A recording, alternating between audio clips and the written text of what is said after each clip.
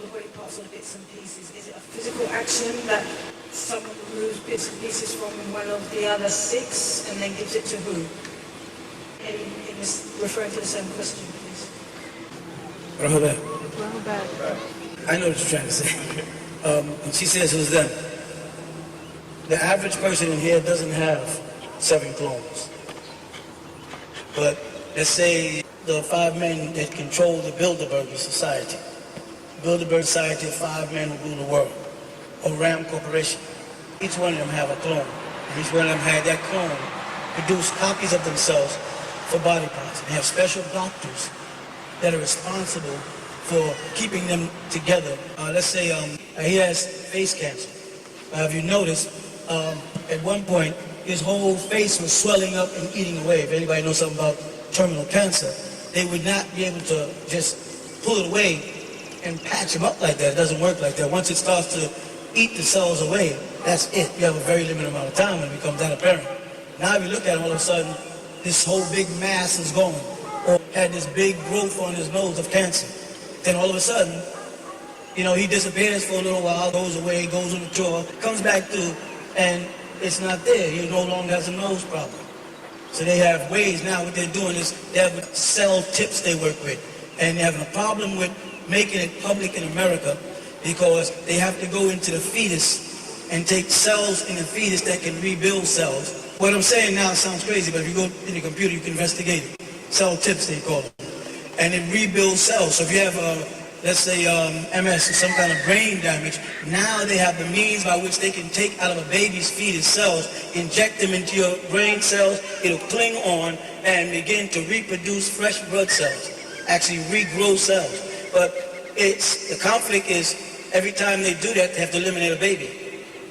They have to kill a baby. So now they're trying to take control of Africa and other countries where they don't mind eliminating babies in order to sustain their life. It's ugly, it's a sad truth, but it's the truth. So it's like say the Anunnaqi and beings of that caliber had clones. The ancient Egyptians had clones. The so-called pharaohs had clones made of themselves, so that in the event that during their life they suffered from some type of terminal disease, the alchemists could immediately replace that with no fear of rejection, because they replace it in 6 to 8 weeks determines whether or not your blood is going to reject it. There was no fear of that. And that's what he means when they say they're talking about those physicians. And in the tape, let's say in the time of Zulza, the physicians would be under Aymhotep. That was his high priest. And beneath, in the time of Tutankhamun, he would be I. The high priest would be I. He had a bunch of men under him, which were called the royal guard of Amun-Ra. And they were high priests. You sometimes see them depicted in artwork with an ihram on, a simple white robe, bald head, no hair. And they shave all of their body. Anything that was bacteria attractive, they didn't have. They were pure white robes all the time. They always show them in any book you read on Egyptian. They show you these men. And they call them wabs, or priests in ancient Egypt. Well, these men knew the sciences. They were like scientists. They knew about the embalming. They knew about cloning. They knew about alchemy, altering molecules. They just were learning. They got their knowledge from beings who came from beyond the stars here, which sounds crazy in America until when we speak of beings coming from beyond the stars, it sounds like it's crazy until you talk to a Christian in America and you say, where did Jesus come from? And they go, huh? You say, well, where did Jesus come from? According to your Bible, Jesus said, I am from above, you are from beneath. Jesus said, I come down from the Father. As long as you're talking UFOs and you keep it in that terminology of UFOs, it sounds crazy. But when you turn around and just say, let's get for real, where did Jesus come from? And they'll say, before he came to earth, he had to have been someplace. If you say he came, they'll say, well, Jesus came from heaven. The next question is, where is heaven? The definition of heaven, of course, to them is up there. Up there, where? Up there somewhere. Okay, good. Again, you don't know exactly where he came, but you do know he came from up there. Then you are admitting that he came to this earth from some other place where he lived. Did he have a seat beside his Father there? They'll say, well, according to the Bible, of course, Jesus sat on the right side of his Father while up there. So there's seats there. Was there angels there, the heavenly hosts? According to the Bible, there were heavenly hosts there. And these heavenly hosts, were they nude or did they wear robes? Because when Jesus appears in visions, or when the Blessed Mother Mary appears in visions, they always are garbed in white robes, etc. So they have robes there. Yes, when you read the holy books, it speaks about paradise and the fruits of paradise and the pure water of paradise and the gifts that we're going to get when we get to heaven, which are very similar to the things we already have here on earth, but they're supposed to be tarnishless. But slowly but surely, we're being confronted with a reality that there's a place somewhere there where they go, a specific place. And in that place, there's seats and people talk. Because in fact, in Genesis chapter 3, God is walking in the garden talking. Well, either God was talking to himself when Adam and Eve heard them, but it says they heard God walking in the garden in the cool of the day. So he was actually moving about. So what was he doing? Talking to somebody, a group of people, because they heard him. Because you wouldn't hear him if there was no concrete and he didn't have no clicks on his shoes. You wouldn't hear him. They were walking around in sandals on sand. You won't hear nobody walking on sand in the cool of the day. So they must have been having a conversation. Who was God talking to? Other beings that are on his equal or beneath him or above him. They have to be in one of those places. They have to be either higher than him, equal to him, or beneath him. But whatever it is, there's other people there. If there's a seat on the right side, the only reason why you would mention having a seat on the right side is because there must be a seat on the left side. So if Jesus is sitting on the right side because he's good, then on the left side sits Satan. But Satan can't be there no more because Revelation 12 says Satan was thrown out of heaven and can't come back no more. So there's an empty seat on the left side. But as you add these ridiculous little things together that sound like mumbo jumbo, they come down to a reality that there is a place where Jesus came from. And there's a place that Jesus wants us to go to.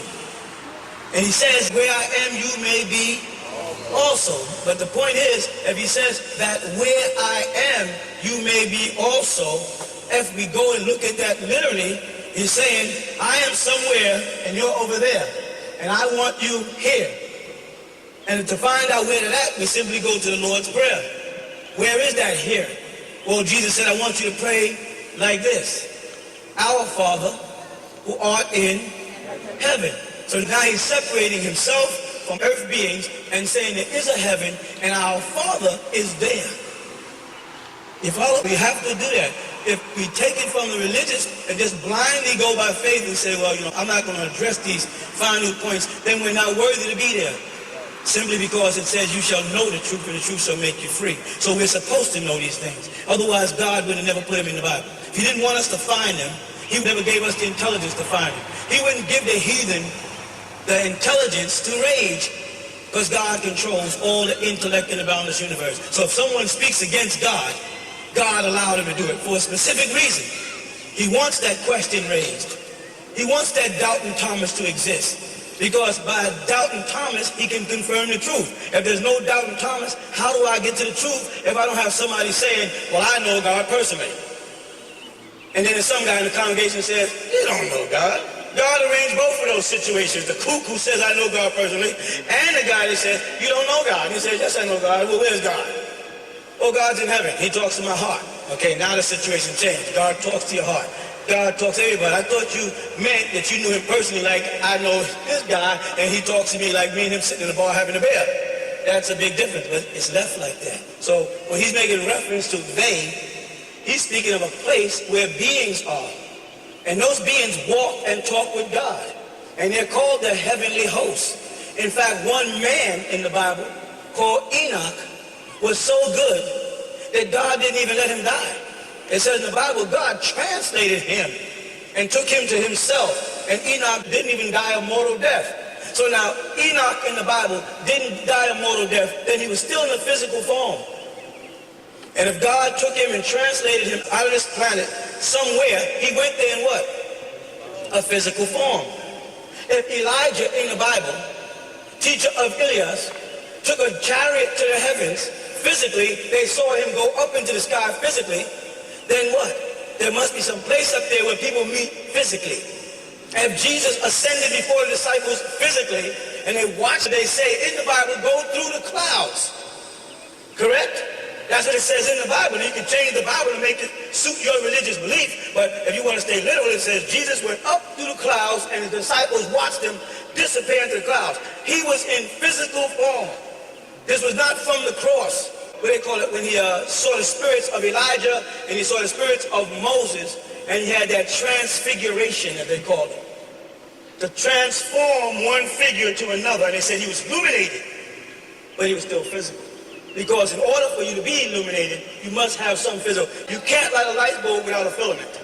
You need that filament inside there to get the light. Now, when the light comes out the bulb, it appears to be something untangible. But if you trace the light back, it cuts back to that bulb, cuts back to that filament, cuts back to those wires, cuts into that force, cuts into that electricity, which is physical. So there are beings there. We have got to come into that reality that there are beings with God. Whether we want to call them angels or by whatever term that makes us feel good, if you want to call them extraterrestrials, if you like the color green and you call them little green men, that's your prerogative. That's your individual choice, as long as you do acknowledge that there are beings with God. Now, in Africa, they may choose to acknowledge all of these beings and give them all separate names. And then we, as Christians, may look at them and say, that's paganism. And then they'll say, well, what about the saints? Or we'll say, well, that's different. We'll say, what's the difference? You got God the Father. We say, that's right, Heavenly Father. And Jesus, the Son of God, we say, that's right. And the Blessed Mother Mary, they go, that's right. We say, and the Holy Ghost, we go, that's right. They say, well, that's 4. We say, no, that's 1. That's 3 in 1, that's Trinity. They'll say, no, you may say it's 3 in 1 because that's what you want to be, but when we, in Africa, break our gods all up into a whole bunch of gods, and then we say, all of them are 1. So if you go talk to an ancient Egyptian, he will say, all the gods come into one God, Atum. Right? And you say, well, there's Amun-Ra and there's Beth, and they'll say, yeah, but all of them are qualities of the one God. If you talk to a Muslim, you'll say, Allah is one. He said, he has 99 names. They say, yeah, well, all of these are attributes or qualities of this one God. You see where the trick is coming in? Once we get into the reality that we are at the 3rd level of manifestation, that there's a higher level of beings, and then between us and those higher level of beings, there's angelic beings, and then it comes down to us who are physical and angelic beings. So when beings came into this world, they had to be assured that their mission would be completed. So they had people that said, we're going to keep his body intact while he does this mission. So they made duplicates of him. And it sounds crazy today, but if I told you about a television on your wrist 10 years ago, you would have laughed. If I would have told you was putting frozen food inside of a little box with electricity and pushing buttons, and in 3 minutes you have a meal, if I would have told you that 45 years ago, you would have thought I was crazy. If I would tell you there was going to be cloning people, you would have thought that was insane. All those things that appeared to be insane yesterday are realities now. Bringing people back to life. You know, people who died in the hospital, the doctors come in, there's no blood circulation, there's no pulse, the person is legally dead, the doctors walk out the room, pull the sheets over the patient's face. You know what I mean? They're making a death report, come back in, the person is sitting up. And they say, I had a near-death experience. The doctor say, near my butt, you were dead. But how do they present that to the medical society when there is no rules in the books for people who die and come back? Simply because this society haven't got that far as to mesh medical and religion. Because they won't marry the two, they don't leave room for those things, so they'll say, well, maybe they were dead. The person said, well, let me tell you something. I was floating around the room and tell people what they saw them doing during the period that they were laying there supposedly dead. And they gotta say, well, we can't explain that right now, but we're sure in time we'll have an explanation. Well, of course. In time they had televisions. I was living when there was no televisions. There was no thing about human beings walking around on a screen. I'm sitting right here. She was living when Jesus was living.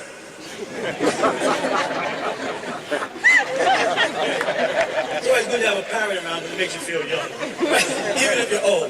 Some of us folk in here were living when things didn't exist that you take for granted. Like the children today, the reason why the children are crazy, because they have what's referred to as an instant replay life. You know what that means? Years ago, if we wanted to watch Joe Louis and them box, we all stooped down in front of a radio and everybody listening while a man narrated. We didn't see them on television, let alone miss them and program them machine that catches the fight while I'm out somewhere else, and I come back in and go pip and watch a fight. Was that possible when you was a kid? No way. You want to know what's wrong with the children today? The children today have this concept that life can be stored and picked up later. So when you're talking to them, say, listen, you got to get your life together. Now they're going, He said, whatever you're going to do with your life now, you better start doing now. He said, listen, nigga, I'm talking straight up, nigga. You better start studying right now. I'm talking that bullshit. So you got to get a couple dollars to go to the party? Tomorrow's Monday, nigga. You got to go to school. See, they know that they can get videotapes or what they call it when kids can't read this thing now? Hooked on phonics. The only hook on phonics we got was our grandparents hooking us upside the damn head if we didn't study. Wasn't about going out to the movies on Saturday until your room was clean. These kids got everything on instant replay. And until we destroy that system, we'll never be able to change the children. So I'm saying the things that appear to be abnormal today are going to be every day. I mean, talking to dead people is going to be as simple as knowing your relative's telephone number to the other side. You say, well, Uncle so-and-so died 3 or 4 months ago, and he was a hell of a carpenter, and I'm trying to build this project, and I don't know what to do. And you say, well, his father said, whoa, my brother, oh, shoot, his number is, let's be good, 777-777. He got on the phone and said, 777, hey, how you doing? I'm fine. How you feel? How do I feel? I'm dead. How am I supposed to feel?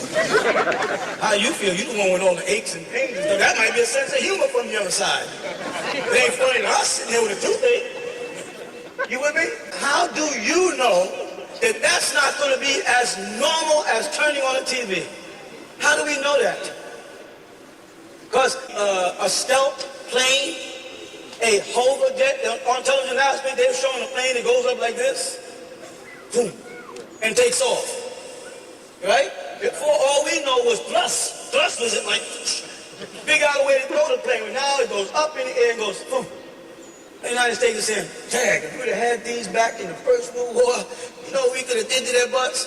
And System in Time says, but you didn't. But don't doubt the possibility of talking to spirits on the telephone. Don't doubt anything when you live in this day and time and you see the technology that exists today. You understand? I was just driving along with a young fella, and he got this detector for radar. I don't have one in my car, I didn't think about it. I'm like, what's that thing? It's going, so what's that? He said, you see the box over there? I said, yeah, one box says somebody else got one. So somebody got one what? He said, yeah. And it's telling you that somebody's coming with one? I said, yeah. Then went another direction. I said, what's that? He said, someone's activating a microwave oven. I'm like, we sitting in a vehicle driving along 127, and somebody's cooking their food in their house, and we're seeing it in the car. You mean tell me them frequencies are in the air like that? Because of microwaves? Oh yeah, this here, if it fills up, that means the police is near. The whole screen fills up, that means the police is near, so I can watch the police. I can see it, all I know, I didn't know this, I'm talking, this is today. All you guys look like, you didn't know? No, I didn't know. Like, I can be, all this time I've been being chased by these cops, I could have one of them and knew they was here. Y'all young folks take for granted sometimes we old folks miss stuff. Because we don't even know, unless you come in and tell your pops, yo pops, guess what's new? I'm sitting in my room watching a black and white television. I don't know. You know what I'm saying? Let alone 3D TV. Things they got out now with 3 dimensions. They got movies on the internet where you don't even have to go to the cinema any longer.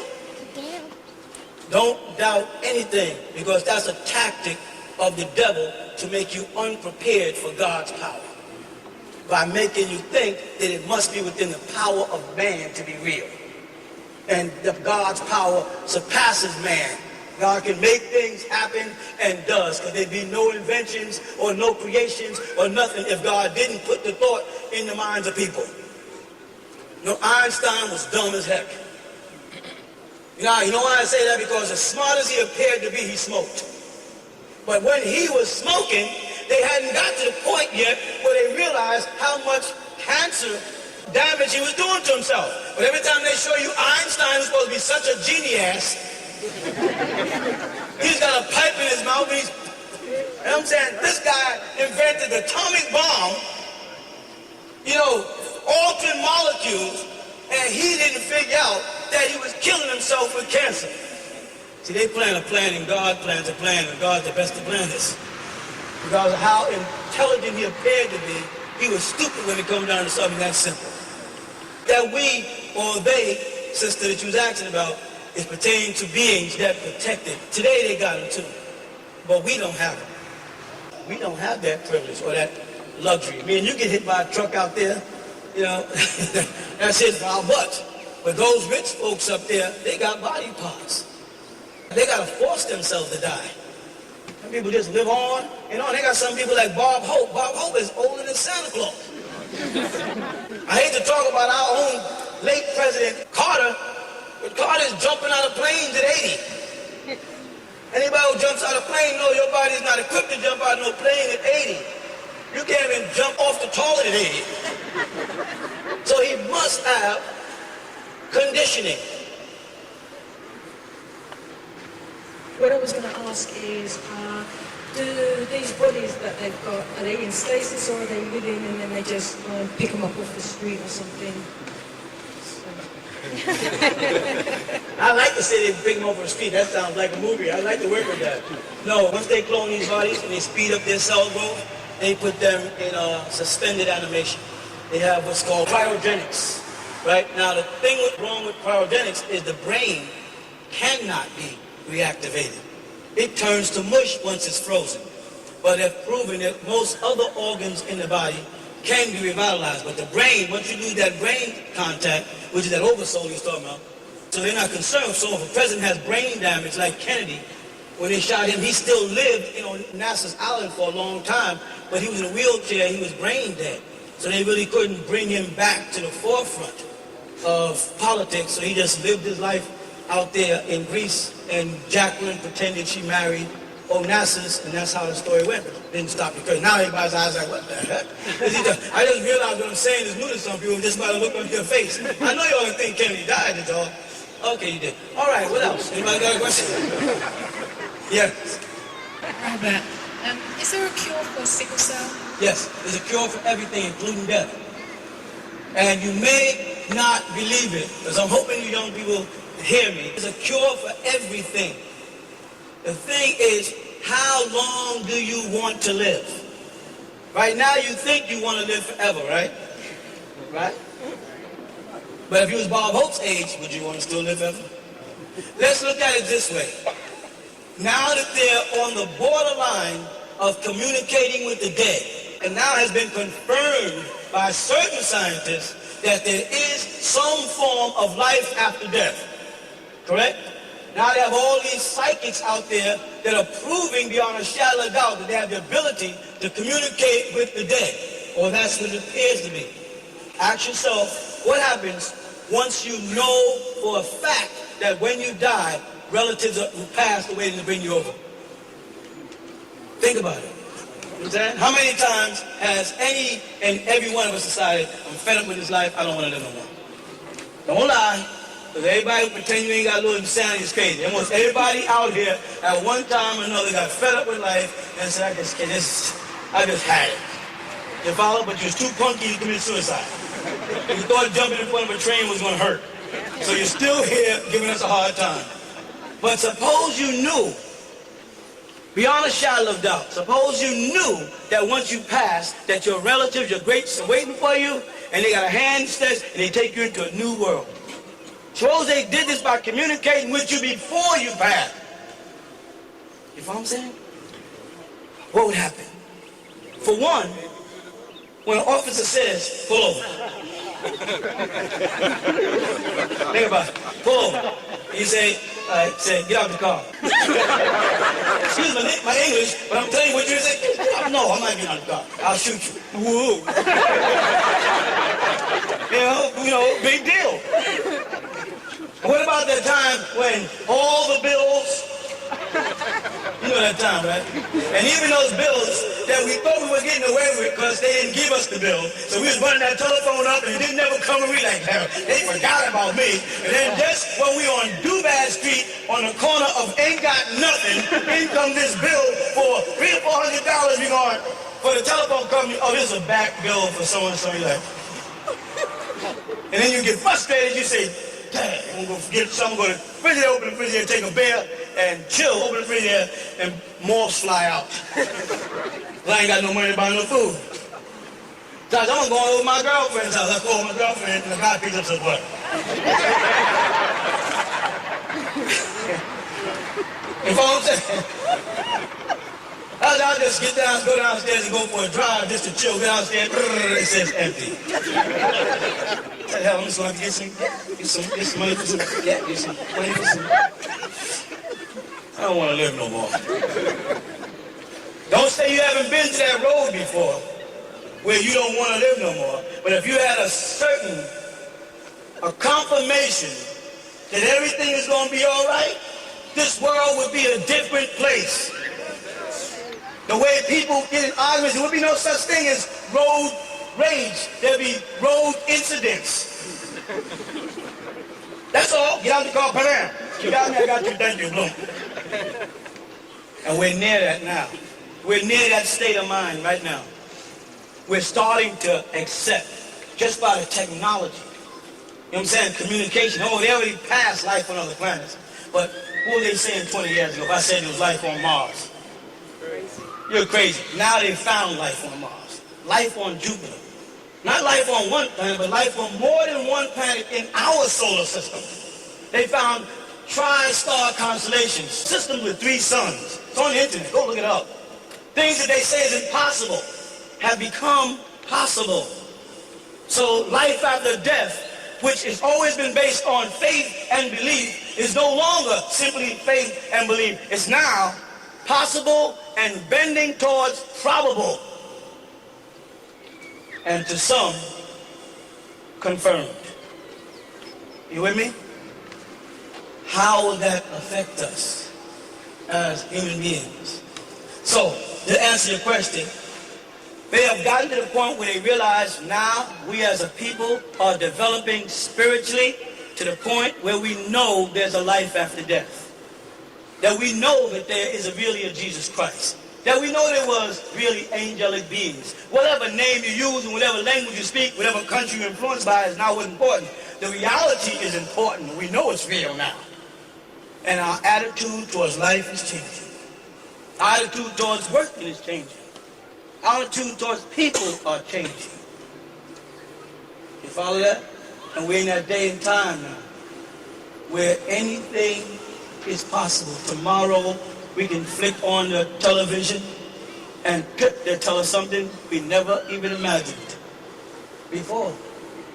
You follow what I'm saying? So we're at that period of time where life and death are becoming one. And the system is afraid to face the reality of in what direction our minds will start to elevate. Will we become gods? And does that change the definition of God when we become gods? You follow? When we reach to that level of God, the perfection in God, being his children, does God then raise to a higher level? And does that start another journey? Or does that end it? Or is that the beginning, and was this a path towards a beginning? All of these questions become something to talk about.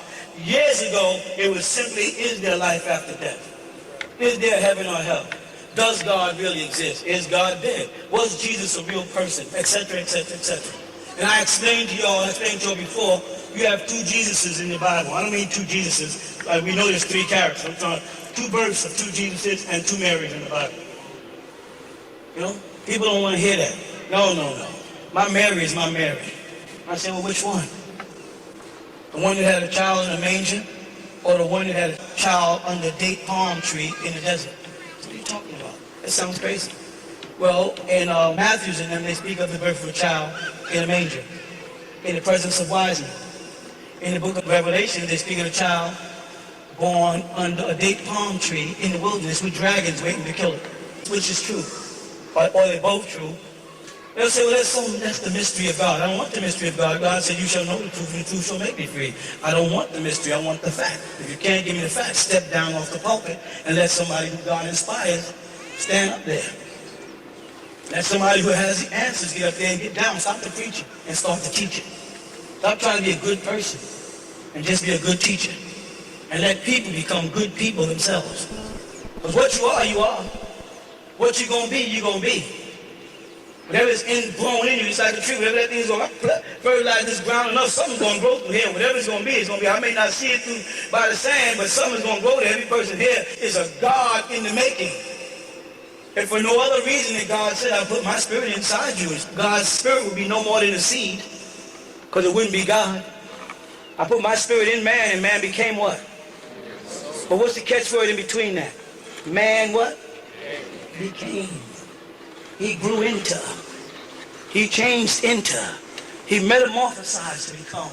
I put my spirit into man, and man became a living soul. See, but we got God's time and our time mixed up. We're taking became like past tense. We're still becoming. Because we're not a living soul yet, are we? What are we? We are a living body. Are we not? Now take back some of you younger folk. Your grandparents, your grandfather. I used to put my grandfather's jacket on and I was buried in it. He wore like a 48. Grandma had hips. Half of these women here like little string beans. Half of the men here, we ain't got shoulder span no more. We were about anywhere from a 40 to a 42. And that's man size. There's a man boy section for men size. Women are buying their clothes out of children's sections.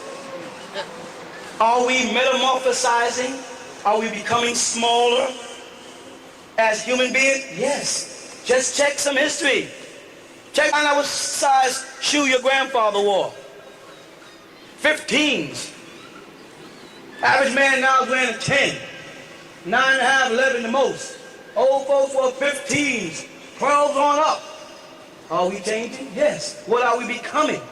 We're becoming less physical, more mental. You talk about little midgets and little grays. We're almost there. Kids born out got these big old heads. Ain't too many little kids whose head match their shoulders. They're toting these big old tank heads. Something is changing. Kids' eyes are bright, born. When I was a child, kids wasn't born with hair. Kids wasn't born with nails. They had to wait 2 to 3 weeks before they got nails. Remember that? Now kids come out full, nails, some with teeth. Is this not a fact?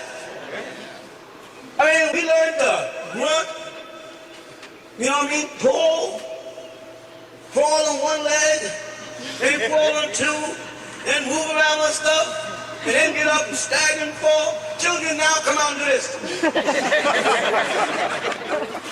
They're walking. What does that mean? That means God's plan is still at work. We're behind time. Misinterpretation. People not looking at the Word of God. And that's why I said, in the beginning was the... Pay attention to the words of God, not the sentences of God. You can't even get past God's Word. Greetings everybody to another Wu-Sabat Outformation class in the UK. You were listening to the tones of the Master Teacher, who we refer to as the Master Teacher, Dr. Malachi KZ York, in a class called Is There Life After Death? Today's class, topic class that we're dealing with, however, is called I Was There, which is here, part 3. So we're going to get into that after a few introductions and openings. So welcome everybody. Apologies for the late start, but no doubt you were thoroughly entertained by the class that was given, which I think feeds nicely into some of the topics that we're covering in today. So appreciate the Master Teacher's tones. Currently incarcerated, as you know, doing 135 years. We assert his innocence, and he will be free as we fight against the forces that want to fight against us becoming who we are, as opposed to what they try to design us to be, other than self and kind, but to be in their image and after their likeness and subservient to them. This is not the natural way for us. This is not the natural way for who we are and what we were designed to be as the children of who the Egyptians referred to as the Natharu, which means overseers, but their true name was Murzaku in the language, which means providers. And we'll learn a little bit about that today as we step through this class. My name is Nabab Kakni-Hess, and I'm one of the student teachers under the Madrasa Tashrak, or Student Teachers Association, within United Sabians Worldwide. Locally, this class is brought to you by All Eyes in Egypt, Midlands and the North as a part of United Sapiens Worldwide. And if you want to find out a little bit more about who we are, visit United, all the W's, UnitedSapiensWorldwide.com. And if you're interested in finding out, say, where your local store is, just click the Contact Us button and it will provide information about a store or the nearest store to your location, if there is one. Okay, more information about us, you can check us out locally on our Facebook page or on our YouTube channel of the same name. Okay, so let's do some quick introductions. We're going to start off doing something from our culture, referred to as Partak Yud, nothing to be intimidated by. Just we're connecting with our ancestors, our higher ancestors, for positive, I suppose, blessings, and the class goes well. A positive mindset is the key to success in anything we do. So we want to invoke those powers to support what we're doing in terms of bringing the class to you today. So just bear with me 1 second.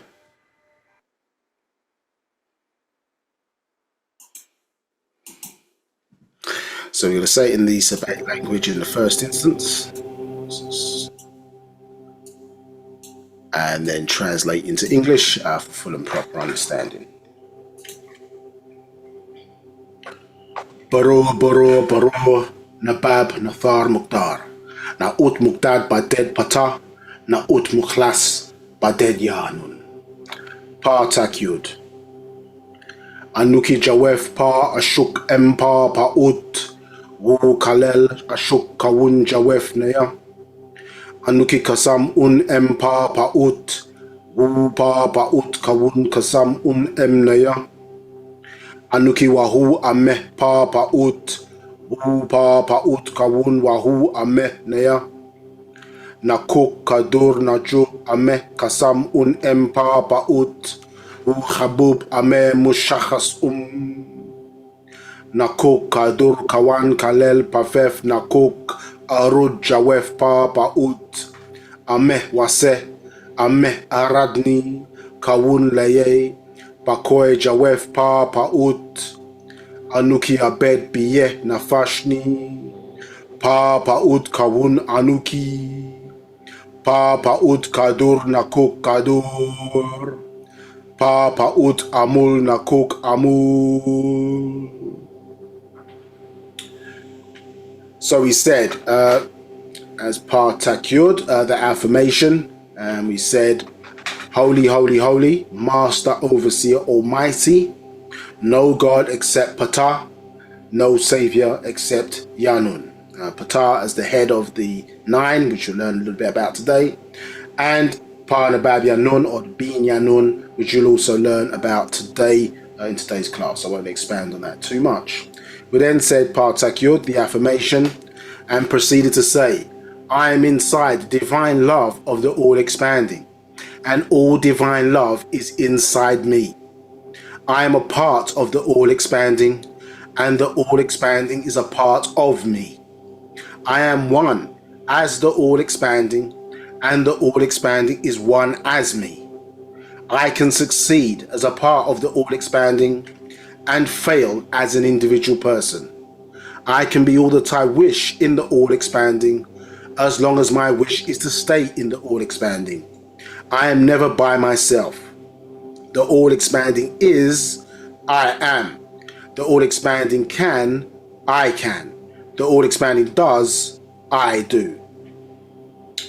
So that was a Partak Yud, a cultural expression, famous cultural expression within Wu-Sabat culture, or the culture of the Musbatu, yeah, Sabians or Nuwapians, as we're known as our culture is restored back by the Amun-Nabab in this 24,000 year cycle, which is the renewal of our story in this day and time, and our culture is being restored back to us and brought back to life in the very people it was taken away from.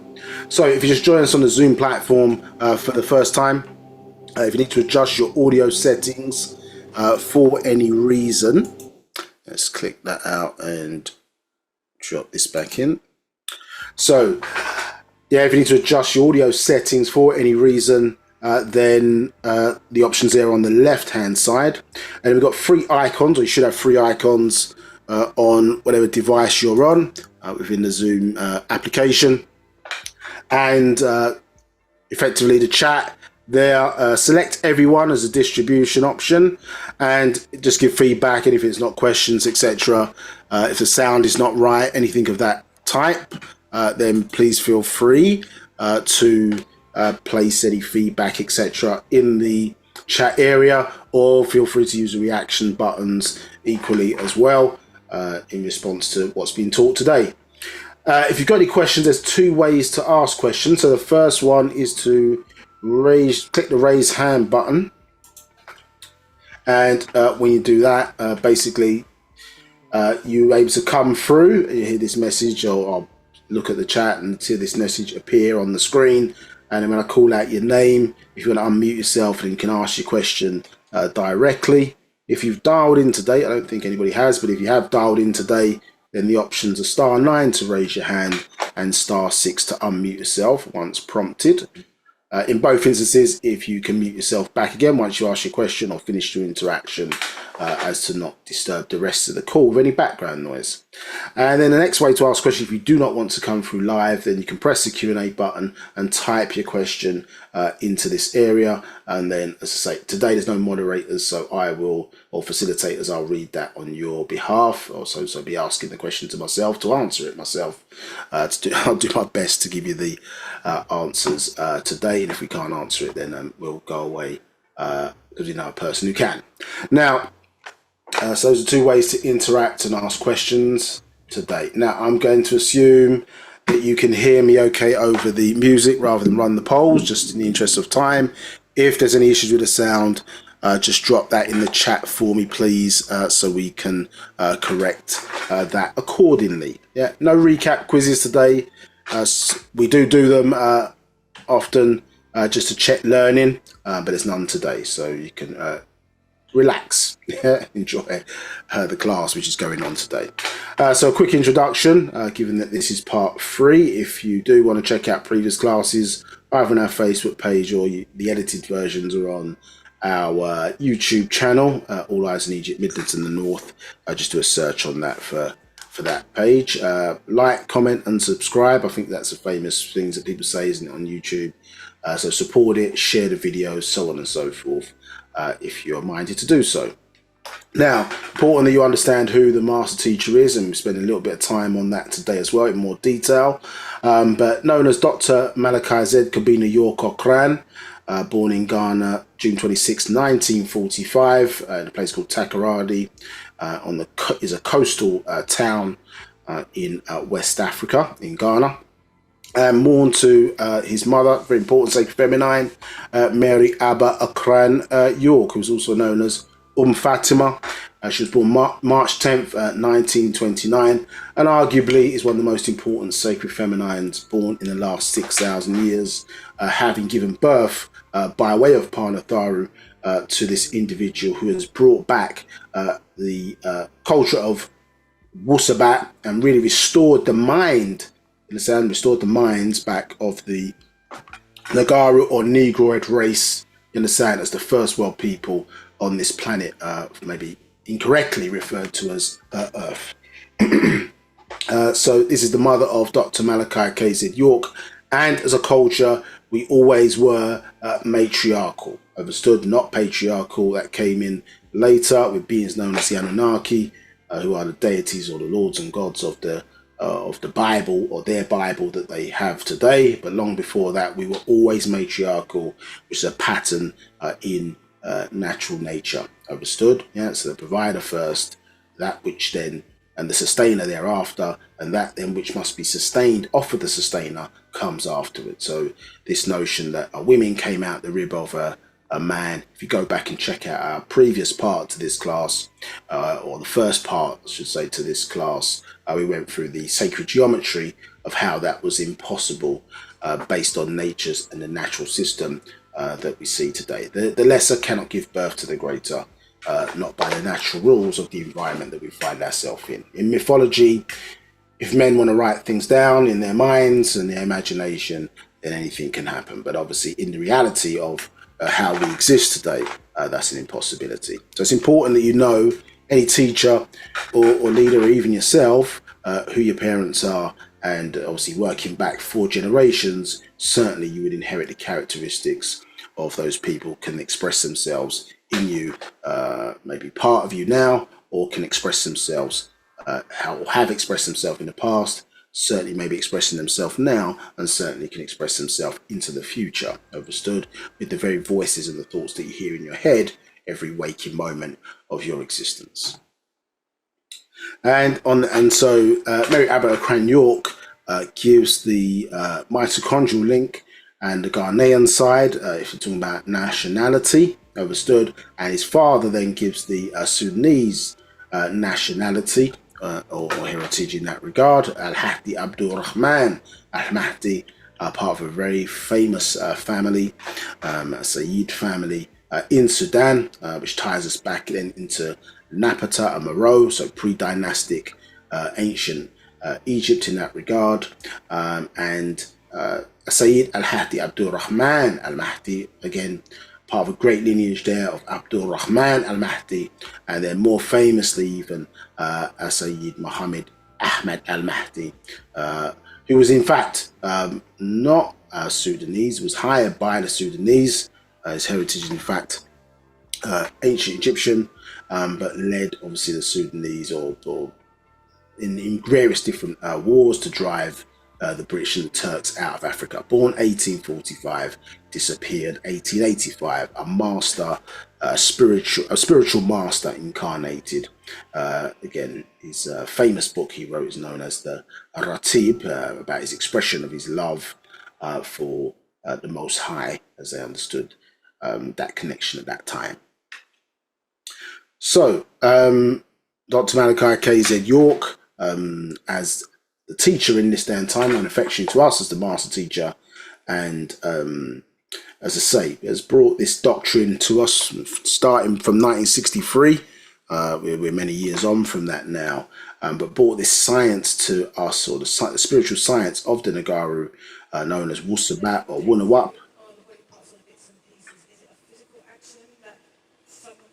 Sorry, bear with me one sec. Let's just correct that.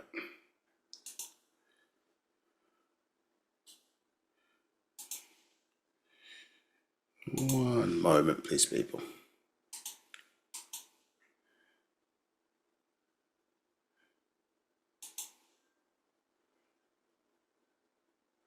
Right, so yeah, so brought this doctrine referred to as Wu-Sabat to the people. It was too heavy at that time, and therefore we wanted, well, we as a people, I suppose, wanted to worship, and therefore a methodology to remove the sickness and spell that we were really suffering from, classified as the spell.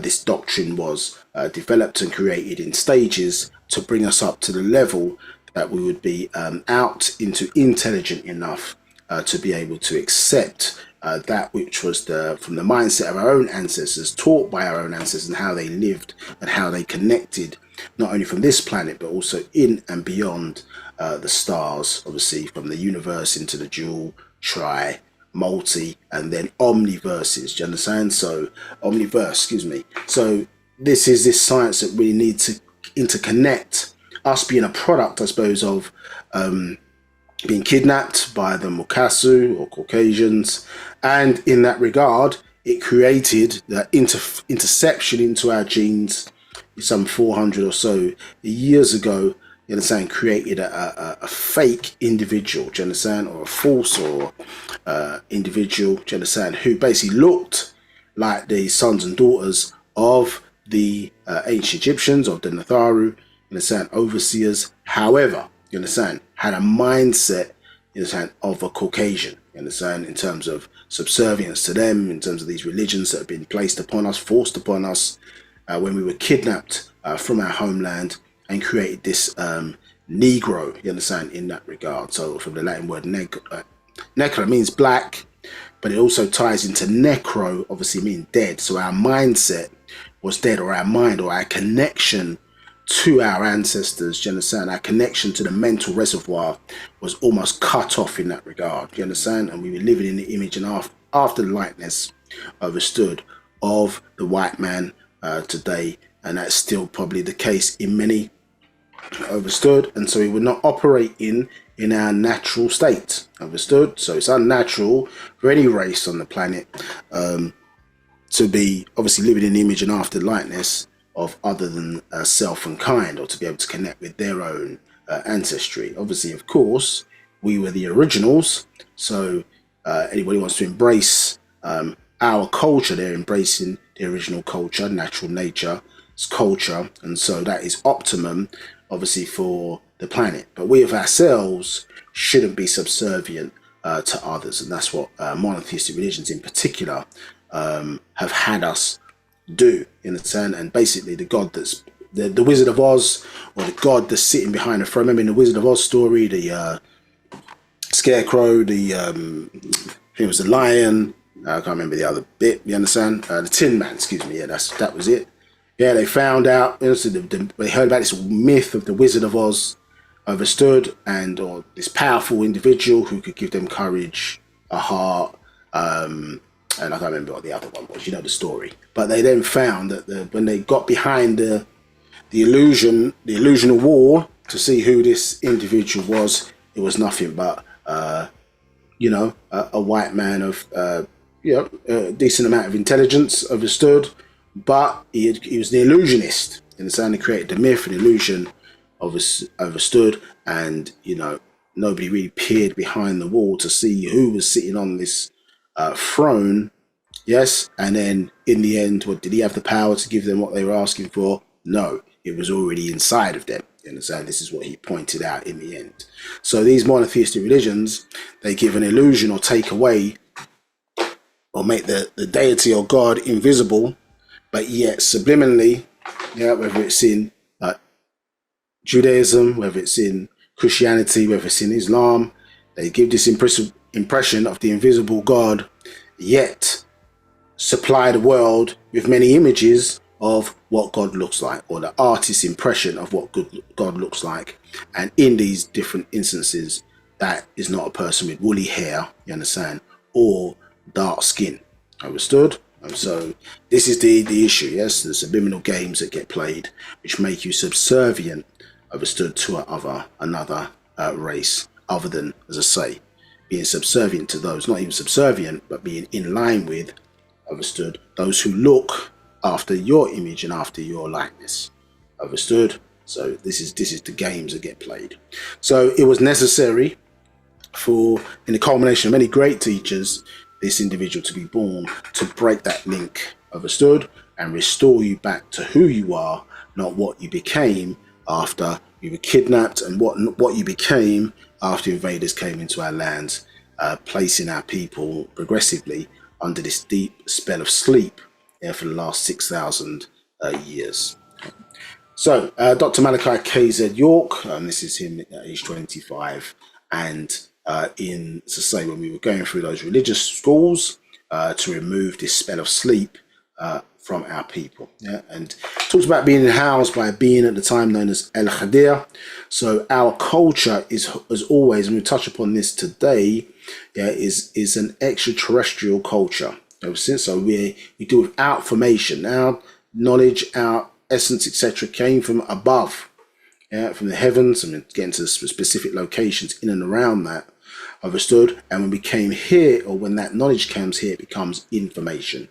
Yeah, and so you needed outformation to or outformation, yeah, from your outformational ancestors, you know, Sam, fed into your informational present being in order to transform you. You understand? Because the form you was in was the conform. You understand? Yeah, the conform. That's the form that you was in. Yeah, the fake form. Yeah, contra to the form that you should have been in by natural nature. Understood? So you needed those actual facts. You need those master secret. You needed the early degrees. You understand? That basic information before you leave Earth, as they classify it as today, but it being cleaned up. Hence why the master teacher gave you your own Torah, gave you your own Psalms, gave you your own Revelation, gave you your own book of John, gave you your own book of Barnabas, gave you your own book of Adam, gave you your own book of Noah, gave you your own everything to clean up, bring you to the point of truth.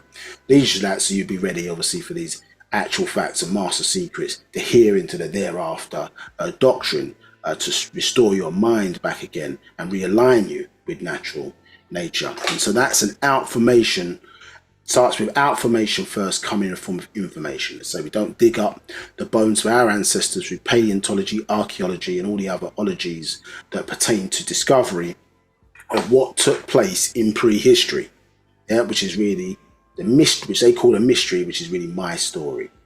So the my story, or the mystery to be uncovered, is the outformational ancestors ensure that a being was necessary to be placed in here, studied us, and gave the medicine, which was knowledge, outformational knowledge, uncovering the mysteries of who we are by taking us to the very origin of things, as ontologists. So Wu-Sabat enables us as Sabians to be ontologists, interested in the root or essence of where a thing comes from.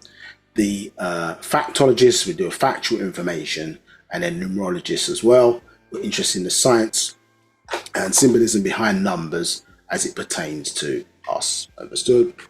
So this religious combination was needed at that time, and then in the hereafter the devil rule ended, when the nines last aligned September 9th, 1999, the end of the 6,000 year rule of the Mukasu, or the Caucasians, as given to them by their overlords, the Pleiadians. And now, as I say, the hereafter was necessary to bring in, hereafter the devil's rule ended, and bring you back to that which was brought to you originally in 1963, by this new combination, Dr. Malachi KZ York, and the internal or whole light being and teacher referred to as Parnabab Yanun. We learn about a bit more about who this individual is in this class today.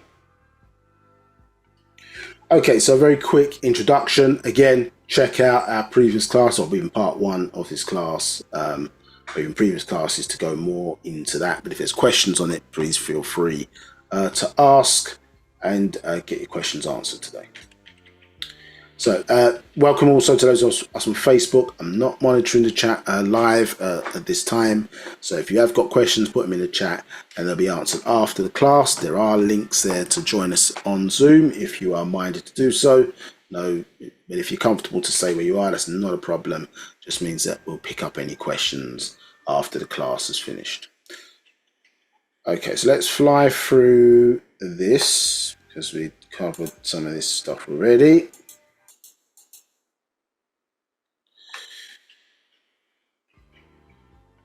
Right, so our focus, so we're on, so I was there, which is here. Forgive me, let's just do that properly. There with me.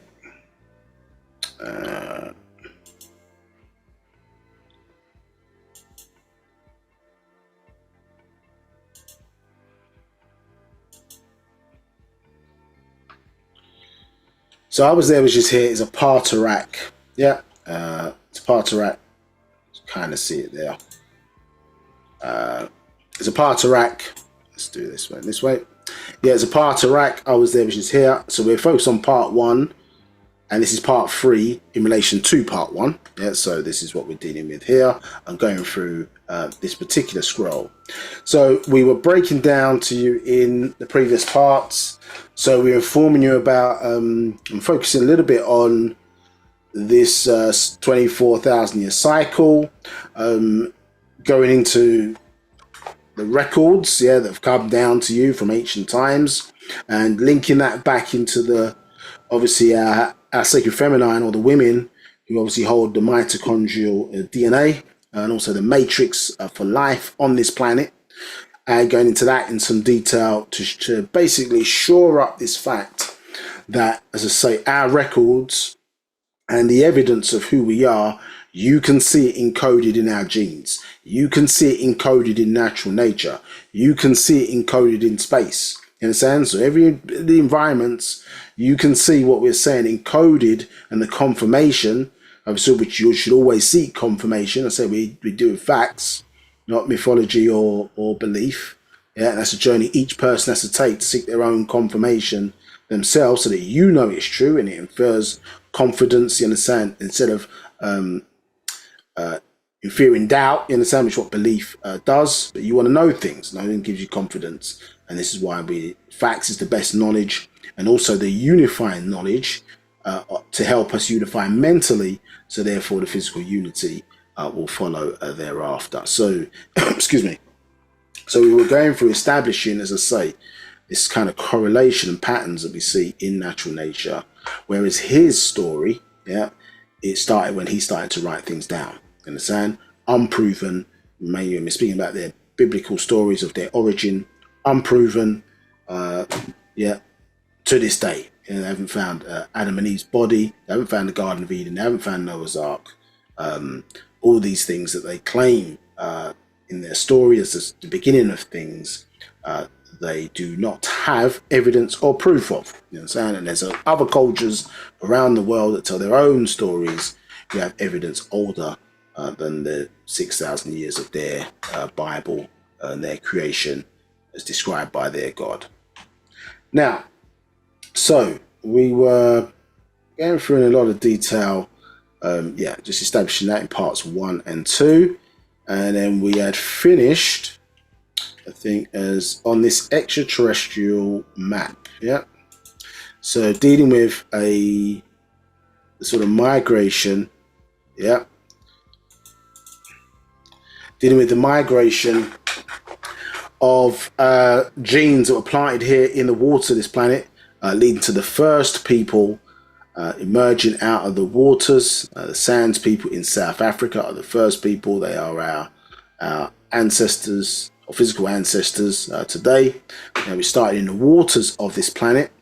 And importantly, in this chart, which we're going to cover, so just to set the context and the scene, we're interested in who's who. Yeah, so who's who in terms of these various different extraterrestrials that have been interacting with human beings or surface life forms on this planet, and certainly have had a strong influence in the religions that people follow in the world today, which is when you go to Job 9:9, you see certain star constellations mentioned in there, like Taurus, Pleiades, Orion, when there's 100 million stars just in our Milky Way galaxy alone. So why those ones mentioned in the Bible? Understood? In particular, then when we, like we saw in our own culture in ancient Egypt, and we did a analysis of the chambers in the Great Pyramid, for example, we saw that the King's Chamber was pointing towards the Orion star constellation.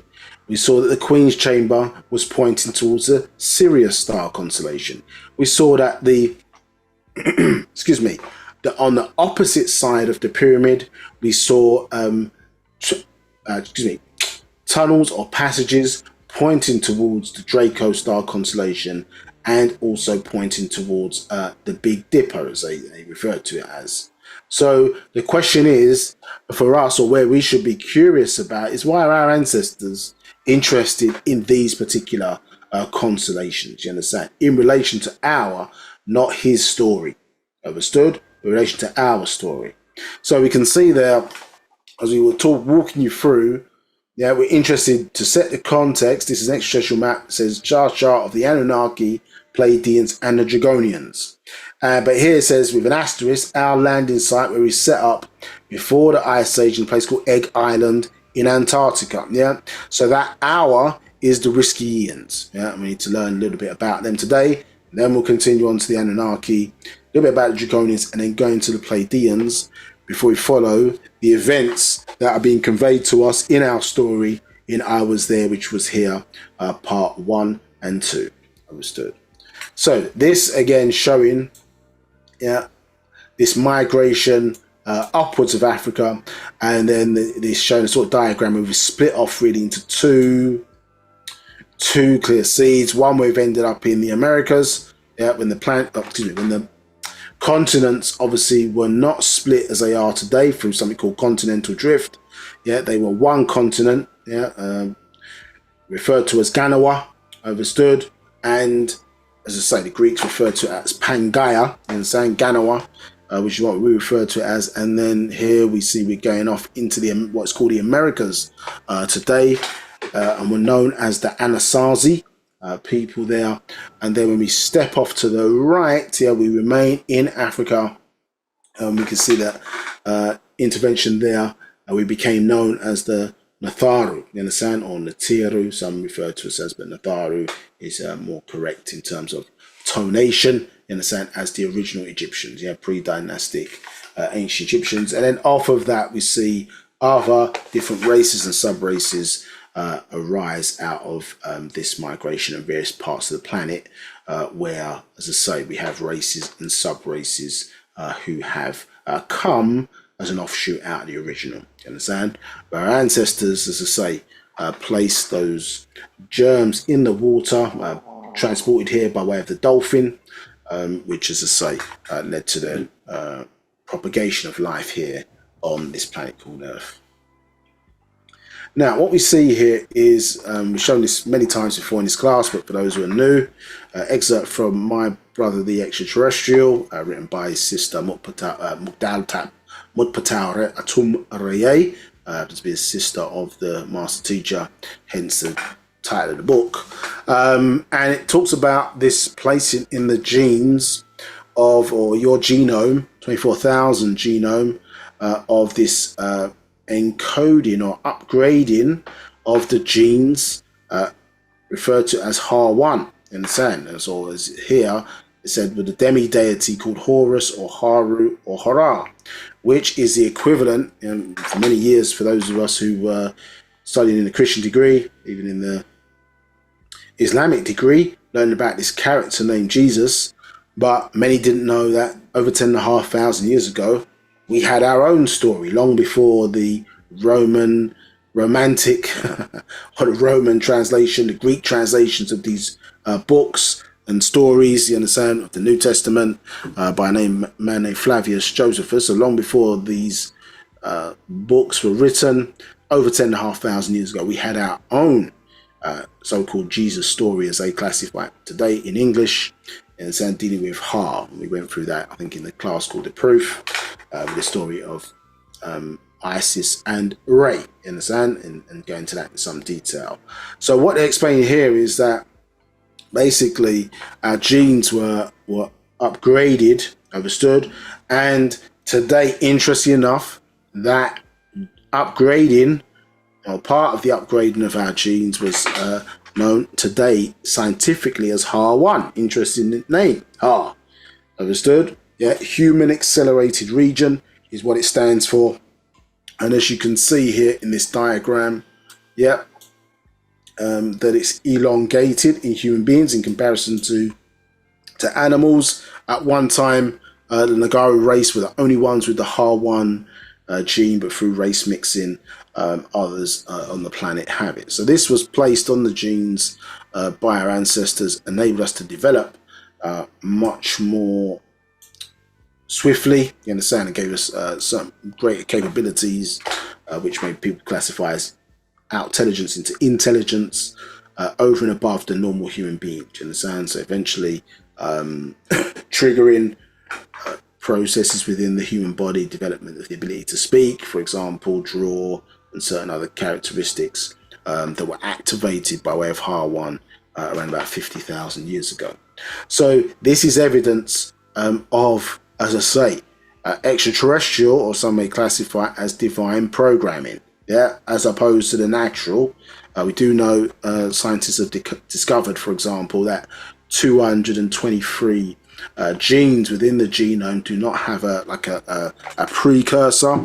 So most life forms on the planet, and I'm saying most, but all life forms on the planet are interlinked. So they can see, what they use the word evolution, maybe that's not the correct word to use, but let's say growth cycle. So as you can see, for example, given before, the chicken, you can see the chicken has scales on its legs, understood, and obviously has the wings of a bird, feathers of a bird, so on and so forth, but it doesn't fly. So the chicken is the midway point between where serpents I suppose, came out of the water, and their scales became feathers, yeah, eventually to become birds that are able to fly in the air. Yes, so the chicken is a sort of midway point between the growth or development of that species from one state into another state, in a sense of living in one environment, water, then onto land, and then into air. Understood? Yeah. So these are that growth of those sets of genes, of course, and their development over time to occupy, as I say, different environments. And so these are the journey to that point are known as precursors. And so 223 of these genes do not have precursors. They have an origin on the planet Earth. So showing that extraterrestrial genetics obviously is within the human genome, 24,000 genome. So here we see that again, extract from the book, My Brother the Extra-terrestrial. See the female line here, so Reye Tat, so the mitochondrial line here, we see going down to Faf Natat or Tefnut, extra-terrestrial. You see Natat or not, extra-terrestrial. Arashtat or Isis, you understand, extra-terrestrial, associated, as you are familiar with the Sirius star constellation. And then when we get to Horus, or Ha, we see demi-deity. So demi-deity, part extraterrestrial, not full extraterrestrial, part extraterrestrial down this line. And each one of these females, as you know, has a male equivalent, but this is following down, obviously, the mitochondrial line, which we know carries the owl story, you understand? So passed on from daughter to daughter, and so we see it here passed on into the sun. And remember, in the story of Isis and Ray, in giving Isis part of his name or tone so she could have that power after she poisoned him in order to obtain that, because she maybe saw that males were not ruling the world the way in which they should, and wanted females to have power. So symbolically in that story, she was able to obtain, understood, his power. Remember, the deal was that he would give her the tone, and then she would then pass it on to her son, who was to keep that tone, understood, yeah, or the secret word or the sword, yeah, to the end of all time. You understand? So we can see here a flow of, yeah, something being passed on, and then making its way into Hara, part extraterrestrial, obviously part earthly or mortal, and then, as I say, that's featuring there in the genes. And we can see here that, you know, that Horus represented, or Hara or Ha represented the left eye, and his father, Asar, in the sun, or Osiris as they referred to him as, represented the right eye. And the left eye was known as Hujat, and so, excuse me, was known as Wujat or Wudat, yeah, and the right eye was known as Hudat, yeah. And so here we see that in excerpt from one of our books, you can see here natural ether energy. If we just drop it back a little bit, we can see that yeah, on the sort of right hand side, now it depends what perspective one is looking at, because you could be looking from the perspective of outward looking out, but we are looking at observation looking in. We can see here on the right hand side, yeah, we see the Nathar or overseer Hujat in the sand, and then we see Wujat here represented as an eye, but you can see it here is like a slit eye, representing obviously the serpent or the reptilian understood, or understand, amphibious type nature of us being here. And we see that represented where we accept that aspect of our nature. Where we see on the Dendora star map, we see the hippopotamus deity, yeah, reflected by the Pataoret, understood, where they get the English word Torah from, yeah, as they classify the first 5 books of the Bible: Genesis, Exodus, Leviticus, Numbers, and Deuteronomy. Yeah, Torah comes from Taoret, the hippopotamus deity, showing that human beings are mammals who are also reptiles. Understood? So we accepted the dual aspect or dual nature inside of us. Understood? Yeah, because as I say, mammal, or if you think about it, means from the word mammalis, it relates to the breasts, correct? Yeah, so so women may be mammals because they breastfeed, but men, their breasts do not work. Yeah, because we have a Y chromosome, 2.8% less genetic material, obviously chromosomal material less than the female, in the sense of one strand missing from the X to make up that Y. So therefore, what are we then? Because we're not mammals, we're not breastfeeding. Understood? So mammals who are also, as I say, reptiles, we accepted that and acknowledged that aspect of our nature, you understand, in that regard. So the two eyes, Hujat and Wujat, we see there Horus represented by Wujat, the demi-deity, and our Nathara, or our higher ancestors, placed in our DNA this HAR1 gene, very important set of genes, not only for our own development, but also a connecting force linking this planet as well, linking us in to our original planet, not just this one. So it's Earth's twin planet. It's a planet called Razak or Rizq, which we'll learn about later, in the eighth planet in the 19th galaxy in a tri-solar system. Understood? And HAR1 links us, as I say, genetically to that planet, where we're able at a certain point to jump between the two when the right time happens within nature, and a certain configuration of us born amongst us using our higher spiritual powers. So as we showed you in class number 1, when we were breaking down the genes or the genetics, yeah, and the patterns that were showing therein, in the sort of 4-in-1 principle. See here on the original, this is a plan view of the Giza pyramid. See 4 triangles, yeah, and then we were breaking down to you, if you remember, yeah, this sort of matrix. And in order to open up the gateway of a surge, you need 4. You see the 9 and the 8 in the center, yeah. So we need a hermaphrodite, understand, here. So that's not a person with 2 genitalia, is a person with double gender within, in the sense, or double chromosome, 2 genders within the individual person.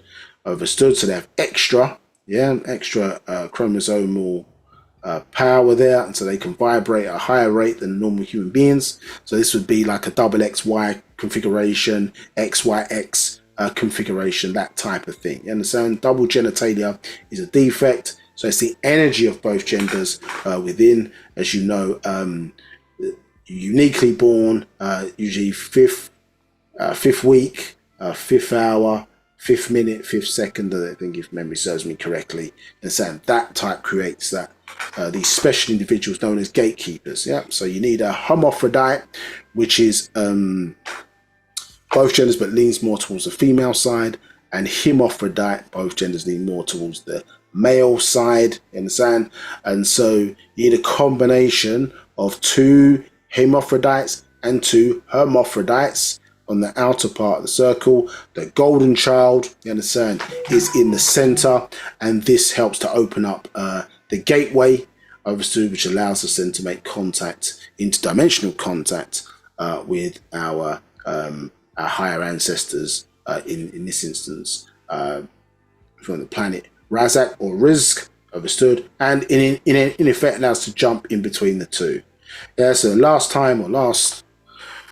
person who opened up the gateway, Ma'at Ka'a Raye, who opened up the gateway, and then you read in there's a translation of a book referred to as the Thule Papyrus, where excuse me, the Pharaoh Manthu III recites basically seeing or recorded is seeing certain extraterrestrial crafts come through because this gateway was opened previously by Ma'at Ka'a Raye, was previously who herself in of herself was a hermaphrodite. You understand?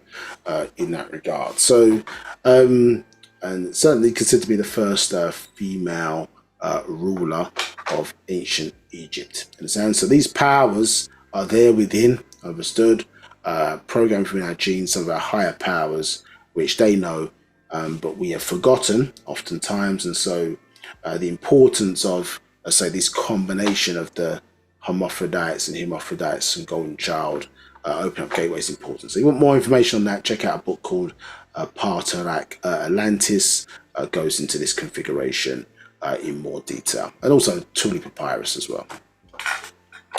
Okay, so let's get back to what we were, and obviously you want to know more what's on the screen here, go to part 1, because this is where we were discussing it in some detail.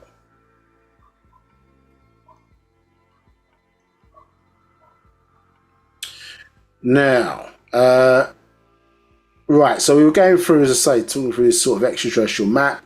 So what we want to do now is sort of go through who are these actors, so we can get into the story that's being conveyed, say actors, but the players in key kind of players in this, in the story that's being conveyed, or the events, I should say, that's being conveyed in I Was There, which was here.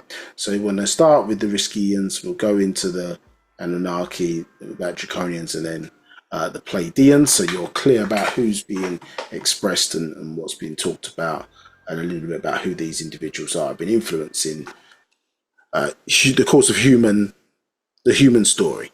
Now, so we've always, our doctrine, if you really look at it, is an extraterrestrial doctrine. Us as ancient Africans, you understand, the ancient Egyptians, yeah, our doctrine is extraterrestrial. So extra, as you know, terra, which is an ancient word for earth, and astral from the skies. Yeah, so so in its simplest form, obviously clearly this is rays being received from the sun, understood, an energy or cosmic energy being received from the sun, and we can see here that these hands, yeah, in the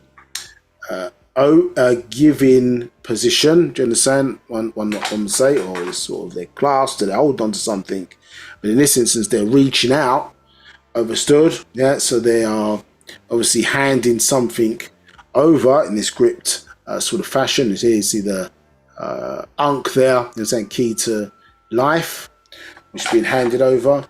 Some are holding that, but then others are not holding that, so they're obviously still giving, emanate from the sun, you understand. In this instance would be Atun, you understand, and this Atun Ankh or Anach en Atun, they say Ankh and Atun, Anach en Atun in tones, you understand, living image here, you see, of Atun, you understand, and he himself was considered to be Atun, yeah, here on Earth, and then he's obviously his wife Nefar Tweet, they say Nefertiti, on the other side here. And so we can see that they are receiving energy from the sun, which is extra-terrestrial, obviously in its nature. So are extraterrestrials real? Yes, some rays are extraterrestrial.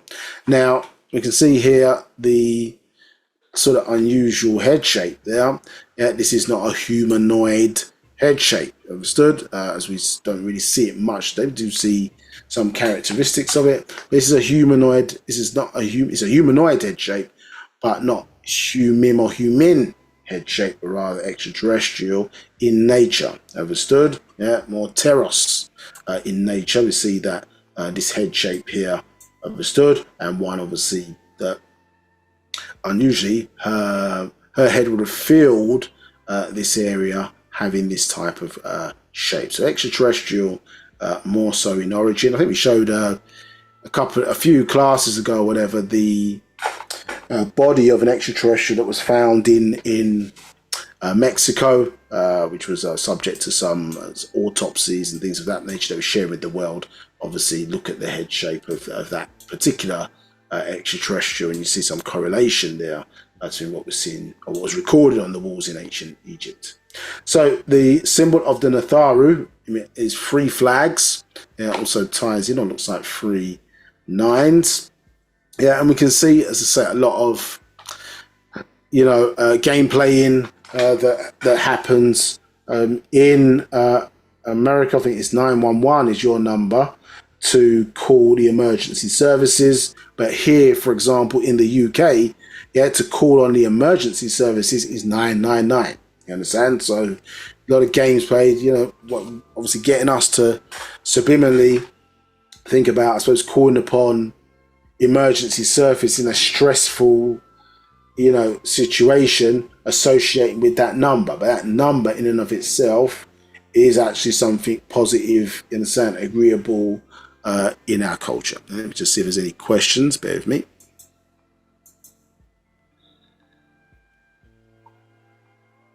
So a question from Patsy. We came out of the waters, planted here in dolphins. How did we live in the waters? Were we mermaids? Yeah, great question, Patsy. So, yes, we were they tried to give the impression that we came from monkeys, you understand, in terms of, I suppose, some of these evolutionary teachings. Now, that doesn't apply to us. It may apply to some people on the planet, but it doesn't apply to us. We came out of the waters of this planet. In fact, excuse me, your tonsils were originally gills, you understand, and so we used to use those in combination with your appendix in order to breathe. Excuse me. I think in a previous session we showed a YouTube video. I mean, it may be classified something you can look up, called Dolphin Boy. I don't want to be disrespectful. It was something like that called. But basically, it was a person. He lost his sight at an early age, overstood, and he was able. His body adapted. Yeah, his genes sort of adapted, and he was able basically to see by using sound, using something called echolocation, which dolphins themselves use. You understand? This boy can play basketball, he can do all kind of things. You understand? In his eyes, basically, through a defect, were damaged, and he cannot see out of his eyes, but he sees using sound. You understand? Exactly like dolphins do today. You understand? So our dolphins, yes, are our grandparents.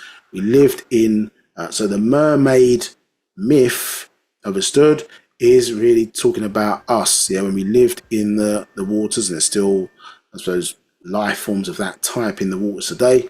And even you see them recorded on the walls in ancient Egypt, yeah, of mermen and merwomen. Do you understand? And even that word mer, yeah, ties into a mir, which is ties into the word for pyramid, but it also ties into a person's third eye. You understand? Their mind's eye. You understand? Ties into the pineal gland. So this emanating or seeing with sound, echolocation, yeah, is something obviously that we would have used under the waters. And today, those characteristics are still here. We just happen to breathe water vapor, which is a less dense form of water, understand, as opposed to the more dense form of water, which is seawater. But what you got to understand is, if somebody was on land, was to take some Saxa or some other salt brand and throw it in your eyes while you were standing in front of them and you're on land, you'd probably start screaming. Do you understand? From the pain, etc. From the stinging of your eyes, some salt on land. Yet, if you're on a beach, understood, and you jumped into seawater, yeah, so which is full of salt, yeah, salinity, full of salt, and you gave it a few seconds or so, and you opened your eyes, you would be able to swim in that water fine. So something in your genetics, yeah, enabled you to swim in seawater. You've just forgotten, or over time, isn't it? We've adapted to become so land-based, yeah, that we've forgotten how to use our gills, or what was previously our gills in terms of our tonsils and our appendix, to be able to breathe underwater. But you start off in water in the womb, you understand? And you were able to breathe fine in the waters of the womb for 9 or so months. Yes, and actually, I think there was some experiments done in Russia, several decades ago, where babies instantly who were born, they placed them underwater, and babies were still able to breathe. Do you understand? Their lungs hadn't fully adapted to the air, so you couldn't drown the baby. Not that anybody should try that, of course, on the call or anything of that nature. But they've done some experiments to show that babies were still able to breathe underwater. So what you're seeing is in the birth process of human beings, what you're seeing is the story of what they would say evolution, we're going to say revolution or growth. You understand? Our creation story is actually in our genes in terms of the makeup of the various different stages that you as a human being go through today. Yes, so we were originally the mermen and merwomen of this planet, understood. And as I say, when the tsunamis came, when the genes were placed in the water, and this is over millions of years, understood, the genes were placed in the water and we got thrown onto land by way of tsunamis. You understand? There's great waves that happen, generally speaking, when you have an earthquake. Massive waves of water get generated and then flushed us onto land. So women were thrown onto land first. They had larger lungs than the males and therefore were able to easily more adapt and breathe the less dense water vapor or air in order to sustain themselves on land. So we recorded that as what the Greeks called an Ogdoad phase, you understand? Which represents us in the waters of this planet, and then which is represented by the number 8, or 4 pairs of 2. You understand? For 4 pairs of 2, 4 pairs. You understand? So number 8, and then we came onto land. The Greeks refer to that as the Ennead phase, and that's represented by number 9. Understood? Because there's 9 centrioles in the sperm to formulate the sperm germ that fertilizes the egg, or 9 forces brought into one force in order to produce human beings, and 9 months in the womb, so on and so forth. And then when you're in the womb, actually you're curled up, it looks like a number 9. It's an old school 9 with the curved kind of tail. So this is represent different phases of our creation or story. So our origin is from the stars, and then we were placed in the waters of this planet. And actually, the Sands people, before the FOX2 Pro gene was activated, understood, with the implantation or activation of the HAR1 gene. Remember, we spoke in clicks. So if you look at the language Khoisan, it's a clicking. It's a clicking language, you understand? Again, go and listen to the dolphin, how they communicate. It's a clicking sound or language. So the Khoisan actually sounds like the language of the dolphins have, I think 52-ounce brain. So it's even larger than human beings, a very intelligent life form. And so that's where our origins lie, understood? So in the waters of the planet, not on land. So an aquatic humanoid being that eventually came onto land. We were not from apes or monkeys. Okay, let's see. R1 gene, I've never heard that before. Which previous can I listen to and find out more about this? R1, seek out the book called My Brother the Extra-terrestrial. You can learn about R1 in that regard. But human accelerated regions, you could do a search on the internet and you'll see more about how they're classifying it, at least in terms of the intelligence that was placed in the genes, you understand, which looks to them like interception or intervention, because effectively what they're saying, when they've tracked the sort of evolutionary cycle of certain life forms on the planet, HAR1 basically gives that a jump start. So something's happened where human beings for some reason have accelerated in development and intelligence much faster than other life forms where that has occurred naturally, in the sense. So it looks to them like basically an intervention or interception in the genes, which they cannot explain, which we are explaining to you how that happened in terms of our ancestors activating certain portions within the genes to make that happen. So that's one. Another good book is Actual Facts 18 plus 18 plus 1, because it gives you information around mitochondrial DNA, and you'll learn there about the way in which that was configured by 2 scientists,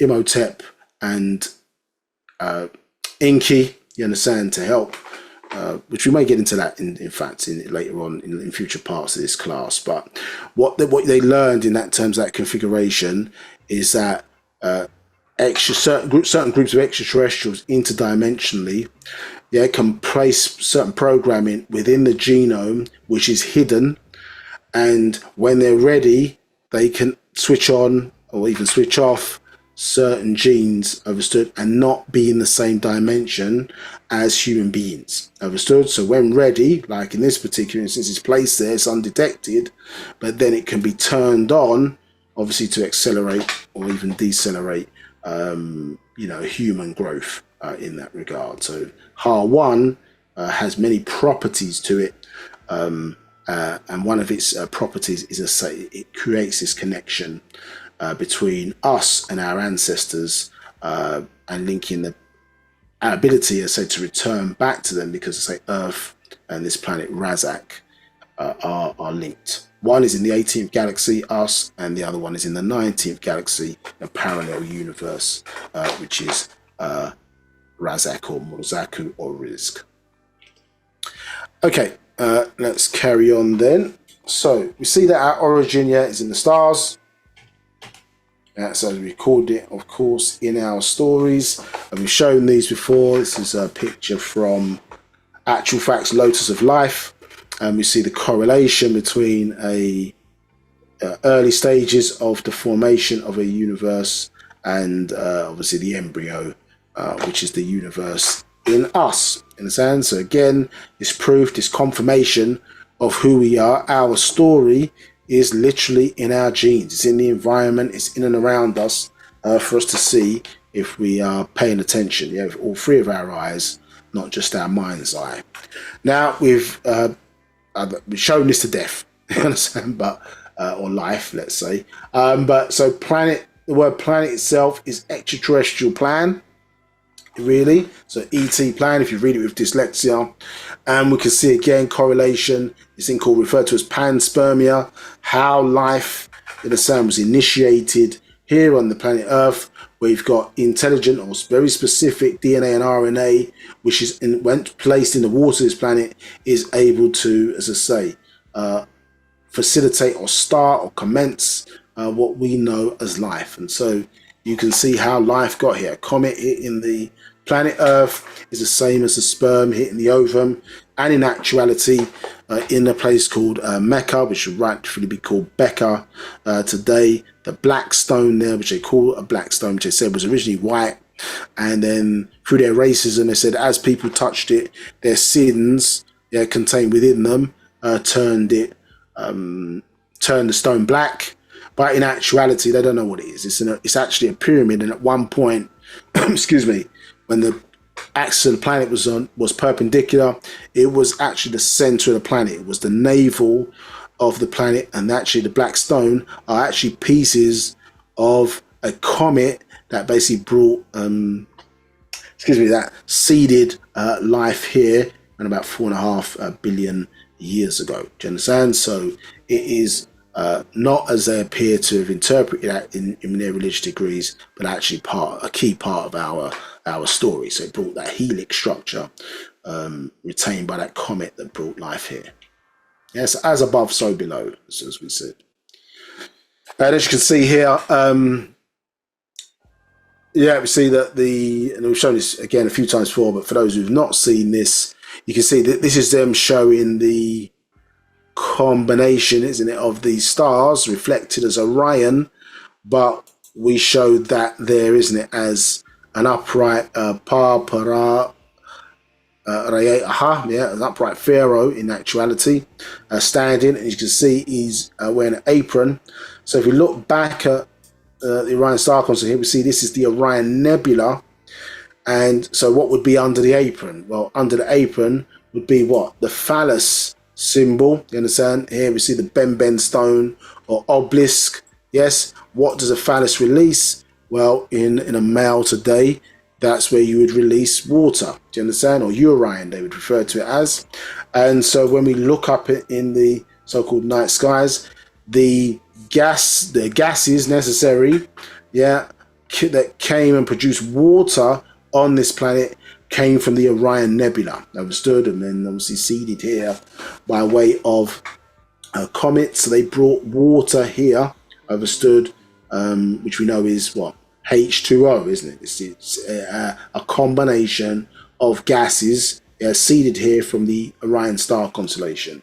So effectively, what you're seeing here is that we're recording what has taken place in the skies, because the Ben stone or the phallus there, you understand, the kadub, is in actuality a delivery device, isn't it? It's a delivery mechanism for, here in this case, for wastewater, urine, but it's also a delivery device for facilitating the life, the white gold, you understand, that comes also from the same mechanism. So it's a delivery device, of course, in this context, shown by an upright male, or pharaoh, in the Orion Nebula. So everything that we do, there's symbolism within. It's not just here where they've just copied us and say, hey, we'll do our own thing, in terms of depicting the hunter, in this regard, but actually, in our story, there's even more significant meaning that sits behind it. And you can see here in the depiction of the pharaoh here, boom, let's go there. So the pharaoh here, Pa Masa Karast, so remember 10,500 years ago, we had our own Jesus story as Ha, understood. And we can see that the different golden children are born throughout the ages, which Tutankhamun was one of those golden children, which, remember, the European explorers, when they found his tomb, thought that this was in fact Jesus, you understand, and so of ancient times. And you can see here that he's jet black in color, so no ambiguity of what race he was, him sitting in the black and gold. And you see he has a raised apron, do you understand? So you wasn't considered a man until you could raise the apron, if you understand what's going on. When you're looking at this, a delivery device or mechanism, understood. And you can see his throne name here, Nabab Khafraya Raya, and master of Khafre, the key to the gateway, the middle pyramid there. And remember, we showed you before that the 8 was in the center, isn't it, of that configuration to open up the gateway, understood. So this is what one of the purposes, or one of the attributes or characteristics of these special children that are born golden children, memory serves me correctly, between 1973 and 2003, another interception into the human genome to birth these special children amongst us, to upgrade our etheric capabilities, do you understand, in order to travel great distances by opening up these gateways, to move in a fashion to avoid certain calamities which are to befall this planet, or even extinction level events. You understand? We've avoided them in the past, and obviously we'll seek to avoid them in the future as a preservation mechanism. So here we see, as I say, we've got these correlations of stories there. Okay, that's a bit of confusion there. But what does it say here? It says this is an excerpt from Pa Balag Em Yanun, the message of Yanun. Forgive that, sitting in the wrong place there. But it says, pass of a fact, the hieroglyphs showed our connection, that they heard cries of those willing to do what was asked. They are here and are near. August 12th, 2013, opening of the Shaye vortex. Although because they have read just how they have logged time, we really are not truly aware of the Zamut day and Wakut time in which we are living. In case we are in the hereafter, in the 7,000 year, remember we talked about that in part 1 of this class, and in the first year of the first 6,000 year of the next 24,000 year cycle. So this is saying to us that the Safa fact, you understand, the hieroglyphics showing, and the fact that, as I say, many people around the world are still then having this knowledge and information now to read it. Imagine that someone on the council estate, someone in some ghetto born in the States or in the islands, Caribbean or Africa, is now starting to be able to reread these information given to us by our master teacher, and then we're now breaking down these safafat in ways that you know what I mean, the billions that they've spent in trying to find out the very secrets of your homeland in ancient Africa, ancient Egypt, understood. You're breaking it down, not because you've dug up the earth or whatever and uncovered or discovered various things that were previously buried, but rather you have received that knowledge from an outformational source. Yeah, and then it's now empowered you informationally to be able to break those things down by way of the master teacher, Parnabab Yanun. So we see that hierarchy is breaking down as we look into in more deeply now of the Natharu. You understand? Nathar, some say Natira, overseers. We see that it looks like 3 9s, yeah. 3 times 9, 27. Yep. Obviously a cycle or a circle, which is a complete cycle, obviously for us. You see the top of it there contained in a cycle there. Now, excuse me, these 3 flags also represent, as you can see there at the top of the 9, yes, the 3 sons of the planet Razak or Rizq, understood, where the overseer's origin is from. You understand that overseers to us represented as sons. You understand, when we think of overseers, we think sun, S-U-N, sons. Yes, like the 193 million miles away. That's should the image that one should have in their mind. But it represents obviously a great triad principle. There are many great triads in existence, but what makes up existence, the inseparable 3, is space, matter, and time. So space, absent of form or shape, you can see here the definition, material, orb of the planet, and then time, is in the face of a clock. So here, 3 zeros, the 3 sons of Razak or Rizq, a trisolar system. And as you know, when we look at the numerology as it relates to our race, remember it's 999 out of 1,000. Yeah, the Dravidian, 666 out of 1,000. Caucasian, 333 out of 1,000, representing the mental capacity of the different races, and obviously us represented by the strength of the melanin as it depletes down in the various different races. So 9 ether in death is 6 ether. 6 ether in death becomes 3 ether or ghost. You understand? Less sun heat genes in the formula. So the strongest is 9, and then, as I say, it deteriorates over time. You understand? But the perfect number, as I say, is 1,000, referred to as, you see on the screen there, perfect unity, and represents who? The female. You look at the Roman numerology number is the letter M, isn't it? Yeah, representing 1,000 there. Yeah, so the +1 is +1 and 99, or the M other. Yeah, M other or mother. Yeah, M other, those 3 zeros, and then the 3 9s, etc. that we see here, all taking us back to Razak or Rizq. So what we also see in the 3 9s, look at the depiction here of Parnabab Yanun, and we look at his name in the Safaf, as we've broken down many times before, and we see the 3 Nu bowls, yeah, Nu, N-U, Nu bowls, yeah, and then see the Palel, yeah, Pa, you understand, this symbol here, hieroglyphically, Nabab. The double read is a Ya sound, and this is Nu, yeah, Nu sound, yeah, and then we see here the symbol of naturally occurring water, which gives a N sound, so Pa, Nabab, Ya, Nun, yeah, Nun, yeah, and then symbol for heaven and earth, yeah, so master here, Yanun, of heaven and earth, not master in that regard, so mastery of the heavens and the earth. 720 degrees, isn't it? 360 degrees of esoteric or heavenly or celestial knowledge, and 360 degrees of earthly knowledge, making it being 720 degrees. You understand? in that regard.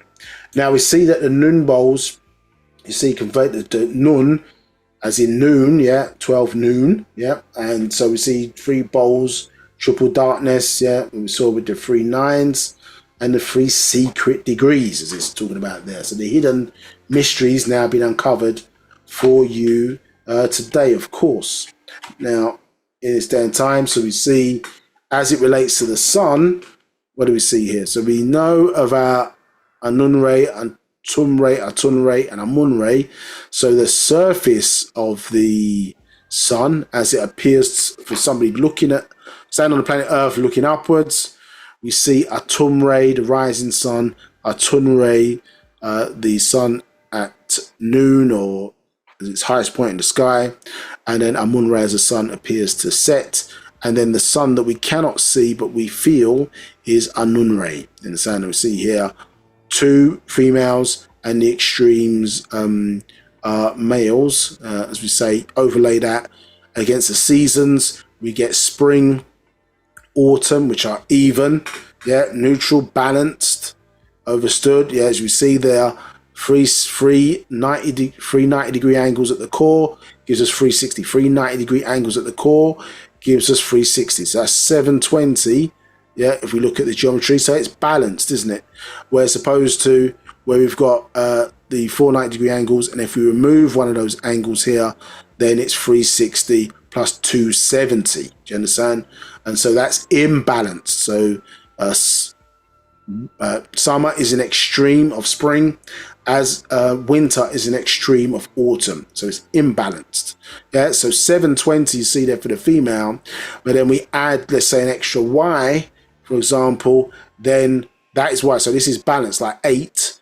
And then remember, we were looking at the hermaphrodites and the hermaphrodites having the extra, then it's 9 now, isn't it? It's extra, so it's represented that 9 as opposed to the 8, which is an even number. So here, obviously, if it was a Y, you add another 270 on there. Depending on the configuration, could be YXX or XYX or XXY, understood, for these hermaphrodites and hermaphrodites.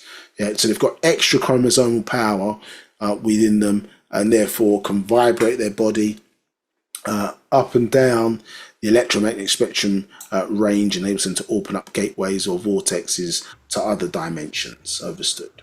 But key here, so blue atom ray, yellow atom ray, and then red amun ray. Yes, just keep that in mind. And then we see this kind of violet color, which is the last visible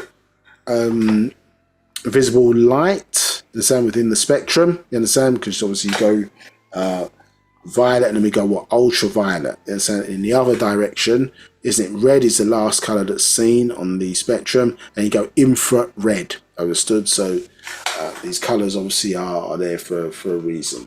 Now what we see here is that as there's the sun, see Amun, or the position representing primordial, Anun representing primeval, and then Atum representing totality, and then we have Atun described as pre-zenith, you understand, representing the physical sun. Now the zenith is a from somebody looking up, they would see it as the top point, or the overhead point, as opposed to this other word they use, nadir, which is seen to be below, as expressed in this diagram here. So from the person looking upwards, this portion here is reserved or considered to be the apex point, the zenith point, and then below that, you understand, so because we're on an orb, would be the opposite, which would be nadir. Now it's interesting, it sounds like natir, it sounds like nathar, you understand, and the way we spell it, very close to. So you can see, interesting, isn't it? They love to spin it around, isn't it? Tricknology, take the, take evil and make it fair seeming. So, using those words sort of more loosely. But you see the Z, which is the Zupu, isn't it? They put at the top, and then they put the N, the Nathar, Nadir, they put at the bottom. So which if we were doing it, would be in the reverse for us. You can see that the Nupu, if you turn it 90 degrees, to the right hand side, you get the Zupu, you understand, yeah? Force there. So the Z and the N are really the same symbol, you understand? It's just one is turned on its 90 degrees clockwise, yeah? So in the opposite direction of what nature moves within. Yeah, so you can see the games that get played if you're observing this diagram. Yeah, so the pre-zenith, yeah, obviously representing Atum there in terms of those forces, and so this is what these three bowls obviously tie into. Yes, there's a triad, but there's always a fourth point, as we are aware. Now, when we look at overlay that again against the taking the planets to this planet, you understand, the environments that we're in, see that there's three different realms. So the sky, the planet, obviously, and the waters of the planet, three different locations. So this is from, ultimate reality, quintessence, which is actually dealing with 5, and the quintuplication, there's a brother doing a class, I think, on the mind, maybe next month. So I'm not sure if he's going to go into that, 'cause that is in the mind scroll, but quintuplication. So each of the different elements, air, water, fire, etc., earth, are actually made up of 4/5, you understand, of the other elements, you understand? So quintuplication, a whole breakdown of science now. It's probably worth doing a class on that element by itself so people can get to understand that. But yeah, you can see here 3 different realms or environments that we're interested in, and then we look at this Safaf. We can see our 3 bowls at the top, and again, what do we see? The Patat symbol there for the sky, and the here are the waters of the deep, naturally occurring water. We can see there in this hieroglyphic or Safafat shape. So these colors. So yellow, blue, red, and yellow are the naturally occurring colours within this universe. And again, this is taken from Master Secret's Ultimate Reality. And we see other combinations of colours arising from the 3 primary colours. Important to know as well, I suppose, to say here that water and air had no colour. So it's before it was light. So it was before it was light, so associated with it. So the illusion really of those here particularly on this planet, air obviously doesn't have a color, but water can give the illusion, its reflection of light, that it's blue in color, but it's actually neutral, has no color. We see also electricity and other things here have no color, but they are full of energy. So colors denote in physical existence, depending on the speed in which the particles are moving, that denotes what color a thing is. You understand? Red slowest, blue being the fastest. So particles moving in darkness, their speed denotes the color, understood? And so we can see a black is not a color, it's a tone. White is not a color, also a tone. Obviously, a combination of all existing colors and the most energy that one can derive. And then white, as a tone, is devoid of energy. Do you understand? So as the opposite in that regard, but not opposite, but not equal. Yeah, understood in that regard. We can see here, this is taken from the front cover Decision, that these three sons are, over many years, you understand, have been sort of been programmed into you in Wu-Sabat, seeing the symbolism, but not necessarily everything always explained, but you're being shown the importance of this triad principle here. And let me see here, water associated with this position. Here, you see the sun, and actuality, this top position, this crescent and moon, this sort of 5-pointed star here, which we've broken down the illusion of that previously. Star is much bigger than the sun. So obviously what's this talking about? Clearly the physical and the etheric sun, you understand? So what's that relating to? Well, that's talking about, here we see the sun above the sky, and then the one below the sky.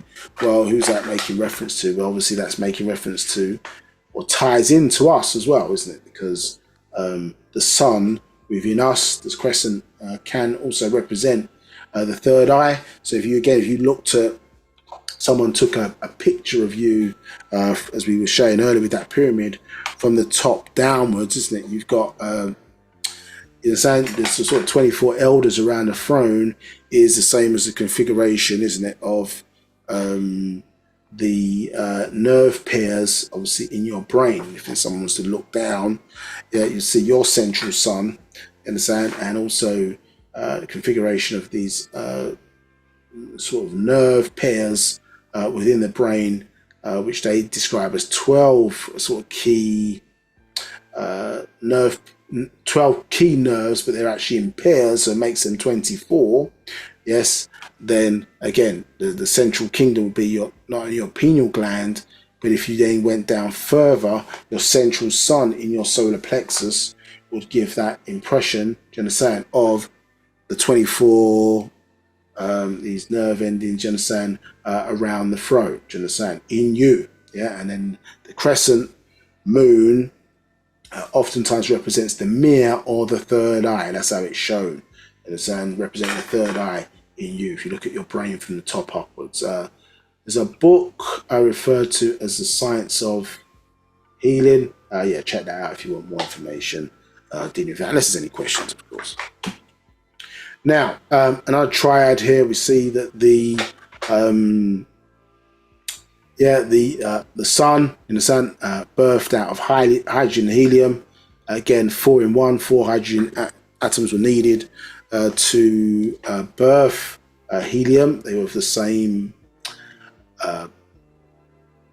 female origin, so it wasn't opposites attract in that situation. So to bring them together, to cause those hydrogen atoms to fuse, a tremendous amount of heat was needed to transform it into helium. But you can see the word hydrogen, when you look at it, is, what does it mean? It means born of water. We were touching upon this earlier based on a question I think asked by Patsy. Yes, so hydrogen, the starting point in terms of what they classify as the physical elements that make up physical existence, the 99 elements, but the starting point of that was hydrogen. So you're looking at elements in transition. So hydrogen transitioned into helium, so on and so forth, up to 99 for naturally occurring elements, and then you start getting into person-made or man-made elements post that. But you can see that the word hydrogen means born of water. Understood? So talking about our origins, obviously elementally, but then the origins clearly physically in terms of us starting off in the waters of this planet. Yeah, so hydrogen and helium gave birth to the physical sun and are the fuel of the sun. Obviously, it goes through about 7 burning stages, but hydrogen turning into helium is the fuel of the sun. So here we see, even with that tribe principle there, we touched upon the eye earlier of Hara and Asar. Yes, of course. But we see that overlays into our DNA journey. Again, triad principle. So we can see that first atom in terms of theros nucleic acid. Then we see that evolved into or grew into ribonucleic acid in terms of atom, the second point. And then we ended up with the fixed code. Fixed code, it adjusts actually to, 24% of it adjusts to our environment. So DNA deoxyribonucleic acid, in a sense, is symbolic of Amun. So theros nucleic acid was for the Sands people, you understand? And again, this is known in science. So you can see those 3 principles, the 3 suns, the 3 different colors of origin, manifesting itself in as above, so below. And this is an article taken from Chemistry World showing about, they understand now, or certainly have uncovered, theros nucleic acid. So us when we were 5'4" as the males, 4'5" as females. Yeah, so before we evolved into the heights that we are now, originally we were much smaller in height. You understand, the original human beings of this planet, or known as the Patahites, or the Sands people. Okay, so those three colors again important. So this is Yanun. We've gone through some of the symbolism around in his name and the link to ancient Egypt. So let's talk a little bit about Rizq. If there's any questions, let me just check. Make sure no one's got a hand up. Okay, no questions at the moment. So this is excerpt from what book is this now?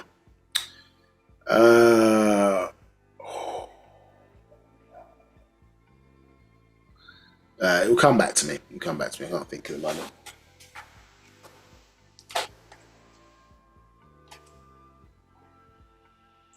I think it's loads of life.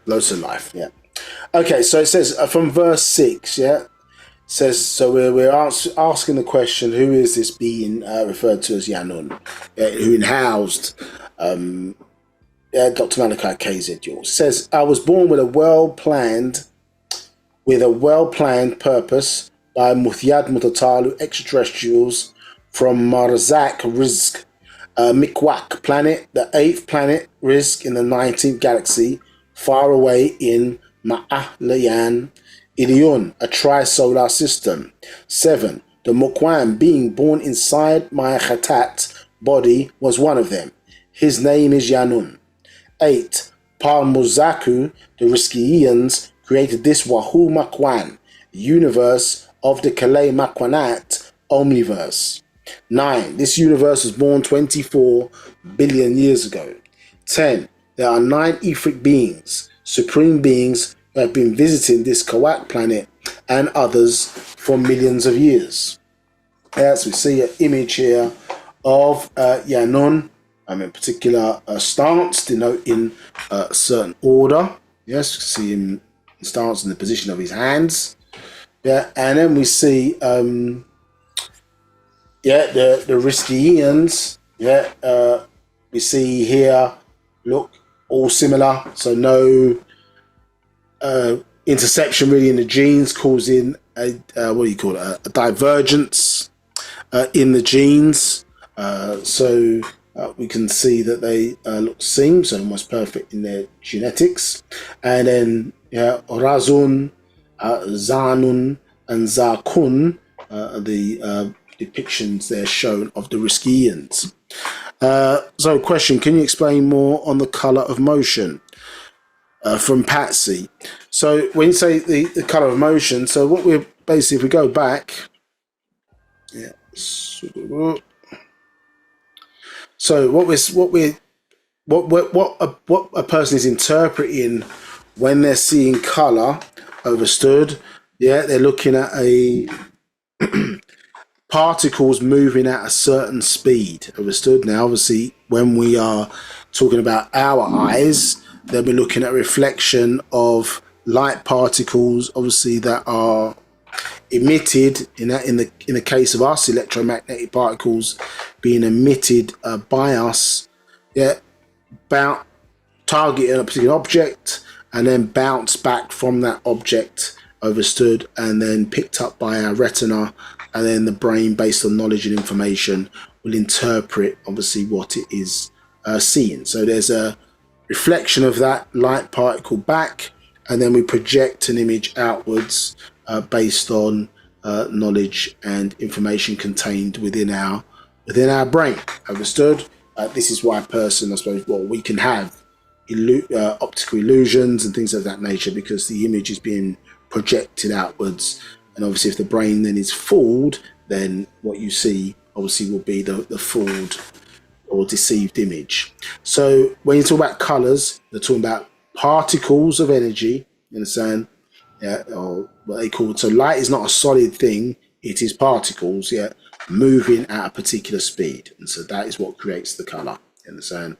or that is how color is created. Depending on the speed of the particle, that gives you the color. And only naturally occurring colors in nature are blue, yellow, and red. So you can see that green is not a naturally occurring color.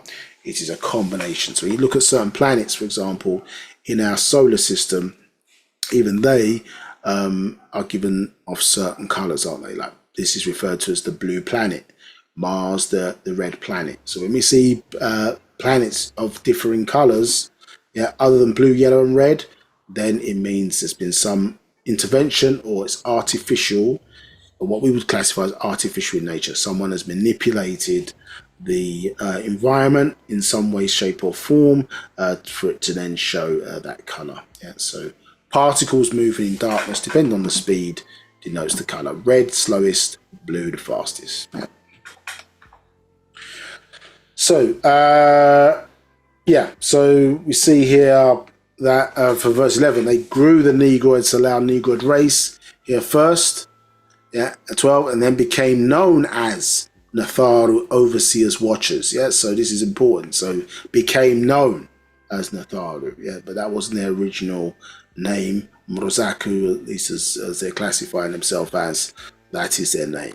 And 13 says they built many ancient lands and structures on this Mikwak planet, which in time they deserted. And we're going to study about that in future parts of this class. 14, Paramuzaku Rizqiyians sent little creatures called Murmadu, greys, from Zeta Reticuli in Orion's belt every 10 years to check on their Haradu children with whom they mix their DNA into. 9 species of the Nagaru Salau, Negroid race only. Yeah, so we are their children because their DNA was used to help formulate us. The Greys themselves, remember, were originally scouts, so they were created by these Rizqiyians to scout into environments where it wasn't obviously conducive for their structure, or their physical structure, as it was needed. Although they are certain groups of Rizqiyians, remember, or the evolution of a Rizqiyian is from physical humanoid to energy being, and those energy beings, those Etherians, have the ability to take on any form, of course, in nature. But the humanoid Rizqiyians use greys as I say, scouts to seek out certain environments, and then, if necessary, they would manipulate these environments or alter them to make them, or alter their genes even in certain instances to make it conducive to them to live in these environments without the aid of some kind of space suit or other apparatus allowing them to survive in those locations. So we can see here that an extract from Actual Facts History, or his story, that you see here about how we were prepared as children to live in any place on the planet, and they were the one made Tasu 9 minds, Tasu 9 people, 9 dwellers, you understand? And we've shown the breakdown. Remember, because that is who we are, mental beings, or a soul people, you understand? Which is a projection of the mental downwards, in terms of this, what we call here soul. Yeah, so our link or our connection to the mental reservoir. And so we see here that the mental aspect of us, the mind child, brought together, or the mind brought together the male and female in order to produce the physical body, to allow the mind to have a place and space to express itself. Do you understand? Within this physical structure. So we see the 9 minds obviously giving birth to 9 different species of physical ether of the Negroid race. Understand? Sans people obviously being the first. We've got other human, so the hue is different hues within our race, and then the 9 dwelling places that were created for us to occupy. So land, sky, waters, cave, hills, deserts, ice, trees, and forest. You understand? So all part of the plan ET, or occupying or housing this planet. Yeah. So based off of that map, you understand, these are the various groups that produce races or sub-races in relation to that. So we'll go through these. We're going to start off obviously with the Rizqiyians as a point of focus for now. So this is a map of the 19th galaxy, a tri-solar system. In the center, we can see here Razak or Rizq in the center, yes, of this star map for Marzak. And at one time, saying we were looking like, well, and the Master Teacher was looking at when this map, I suppose, was certainly first produced, him talking about who he was throughout the 70s into the 80s, and or making that claim to say who he was. And obviously, I suppose if you've not seen extraterrestrials or things of that nature, then obviously it's not real to you, and so you shouldn't just accept it if somebody else says it. But as we've expressed, I think it's shown a good amount of evidence that our ancestors in particular had an extraterrestrial doctrine. Do you understand? So we're seeing obviously get back into their mindset. So maybe it's good to retain an open mind in relation to that until confirmation is provided. Just checking any more questions there. It says, okay, from what I've read or viewed, they say greys are tall and evil and have aided powers that can be in creating destructive items like the bomb. Can you expand more on this, please? Yeah, maybe I'll do so maybe in a future session. Well, you're going to realize there's different species of greys, so up to 70 different types of or species of greys. So the original ones that were created by the Rizqiyians, understood eventually when they were finished with their task of being scouts, were given their freedom. Do you understand? And so, but certain draconians or reptilians kidnapped and enslaved certain of these greys and then started to manipulate their genes. And so you ended up with, different grey hybrids. And so like Markabians, for example, and other types of species, which may indicate some of the ones that you're talking about. So there's different species of greys, which is a sort of simple answer to your question. Some are agreeable and some are disagreeable in nature. Yeah, so they're not just one type of species there. Similar with reptilians as well. You have different types, you understand, of 70 types of reptilian species. Again, some are agreeable and some are disagreeable to human beings. Now, so thank you for your question, Patsy. So so this is a map, of this tri-solar system. In fact, Netflix has got relate everything back to movies, but Netflix have got a series, isn't it, called The Free Body Problem, and which is interesting, as I say, because for how many years, for several decades, the master teacher has been teaching about this tri-solar system, and it was thought that we were crazy or space cadets or whatever the case may be, but actually, in actuality, now, we're proving ourselves very correct. You understand? Because the white man is finding these star constellations or tri-solar systems to the point. This is taken from the NASA website, and now obviously they're talking about multiple suns or multiple star systems. You understand? So they're working obviously in a system, meaning they're working in combination with each other, so they're all part of the same system. And as you can see here, like binaries, triple star systems can host planets. For example, our nearest stellar neighbor, Alpha Centauri system, includes 3 stars. Outermost Proxima Centauri is known to host at least 1 planet.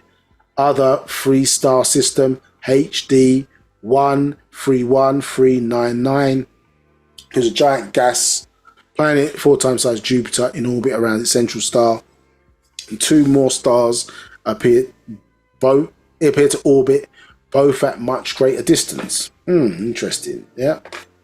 So we can see here, as I say, this tri-solar system in the 19th galaxy parallel universe. In the Quran, it's known as Ilion, this place. And as I say, that free body problem was the issue. The problem was that extinction level events kept happening, where those occupying this planet with three suns could not sustain, but they would produce life, different civilizations, and eventually it would be destroyed by an extinction level event. So this was this free body problem.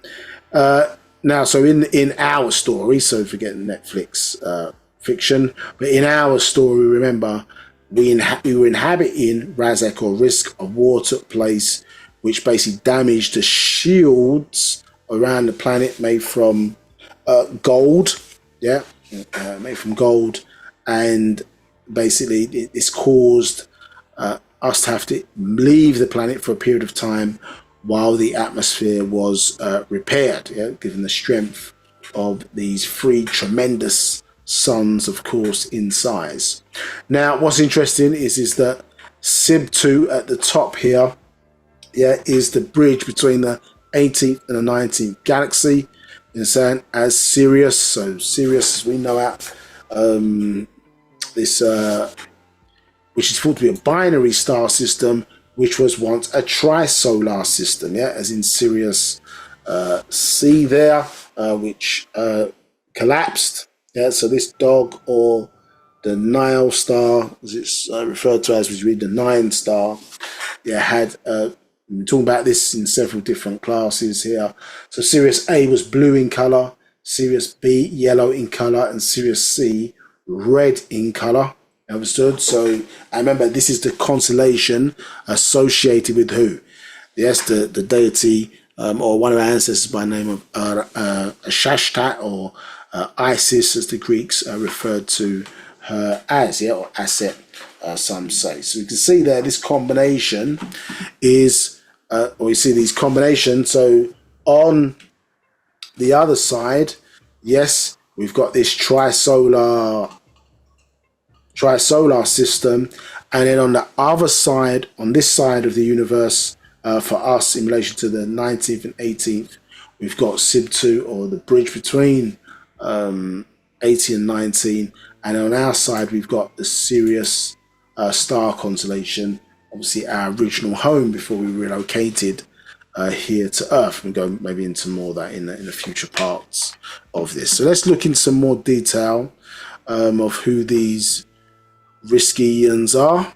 So now this book, Man from Planet Rizq, was written a while ago now, I think in the mid-90s, around when it was I think re-released, so in that sense. So some of the terminology is a little bit old, as we would classify it today, so there's a focus here, because on that time those schools were going through the Sumerian school in terms of that, so dealing with, learning about Enki, Enlil, Anu, Antum, and various other characters within that culture, obviously, which we now know who they are and separated away from, although we have some of their genes inside us, because Enki mixed in with the Sands people in South Africa. So we have a combination of Anunnaki and Atharu DNA within us for that reasoning, you understand? So here we'll just walk through and just learn a little bit about Rizq or Rizq. For those who are not familiar with it, any questions, please feel free to ask.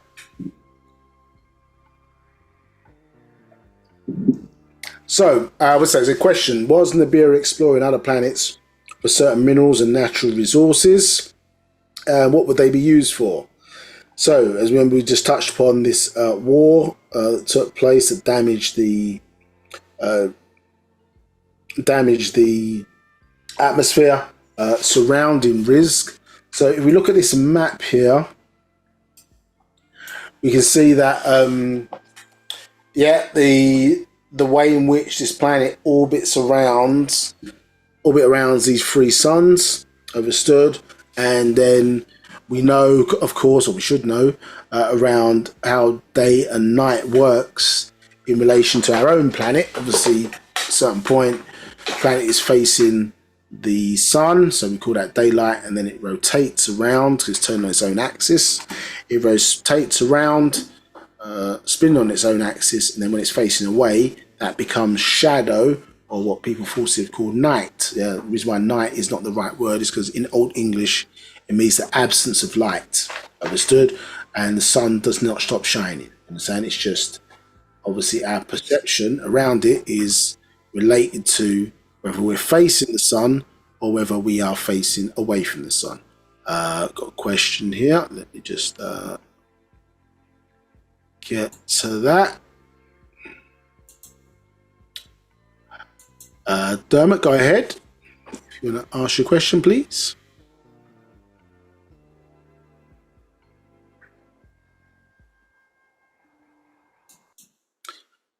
Yeah, go ahead, Dermot. You got a question.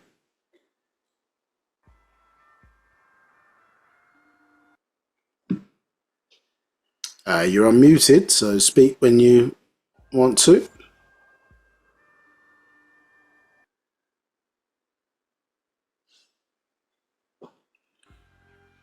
Okay, not sure why that's not working. I'll try and put it on and then turn it off again. Obviously, when you're ready or fix your sound, feel free to ask the question that you want to ask.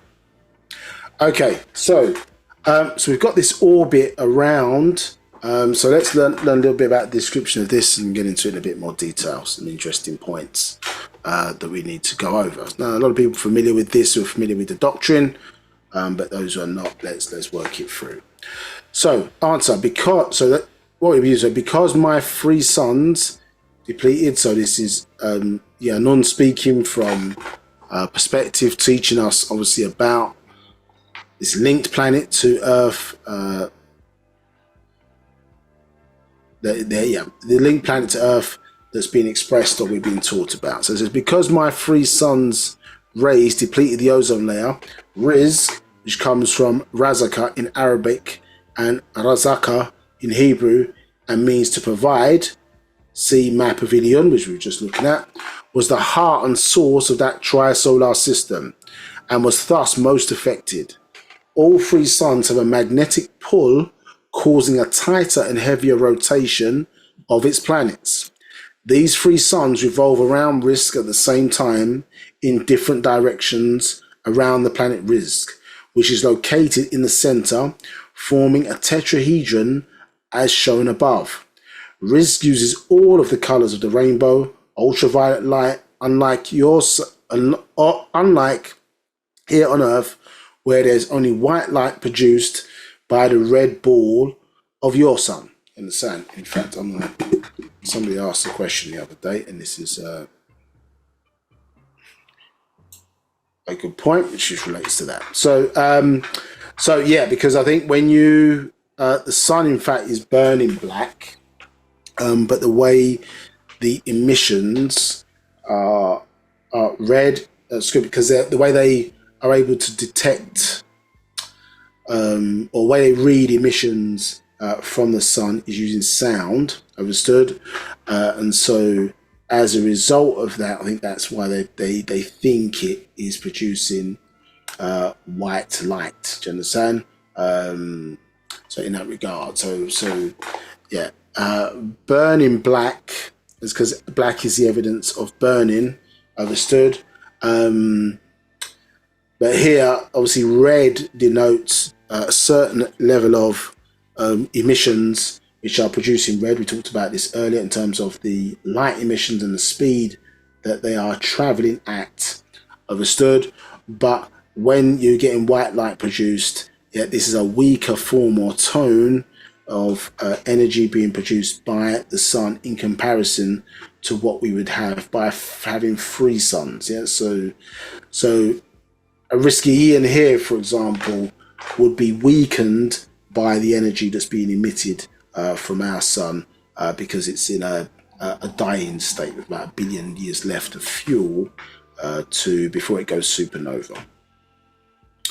So here we see those primary colors, emitted from those 3 suns, red, yellow and blue, and then the different combinations of colors as a result to where these naturally occurring lights, colors, are then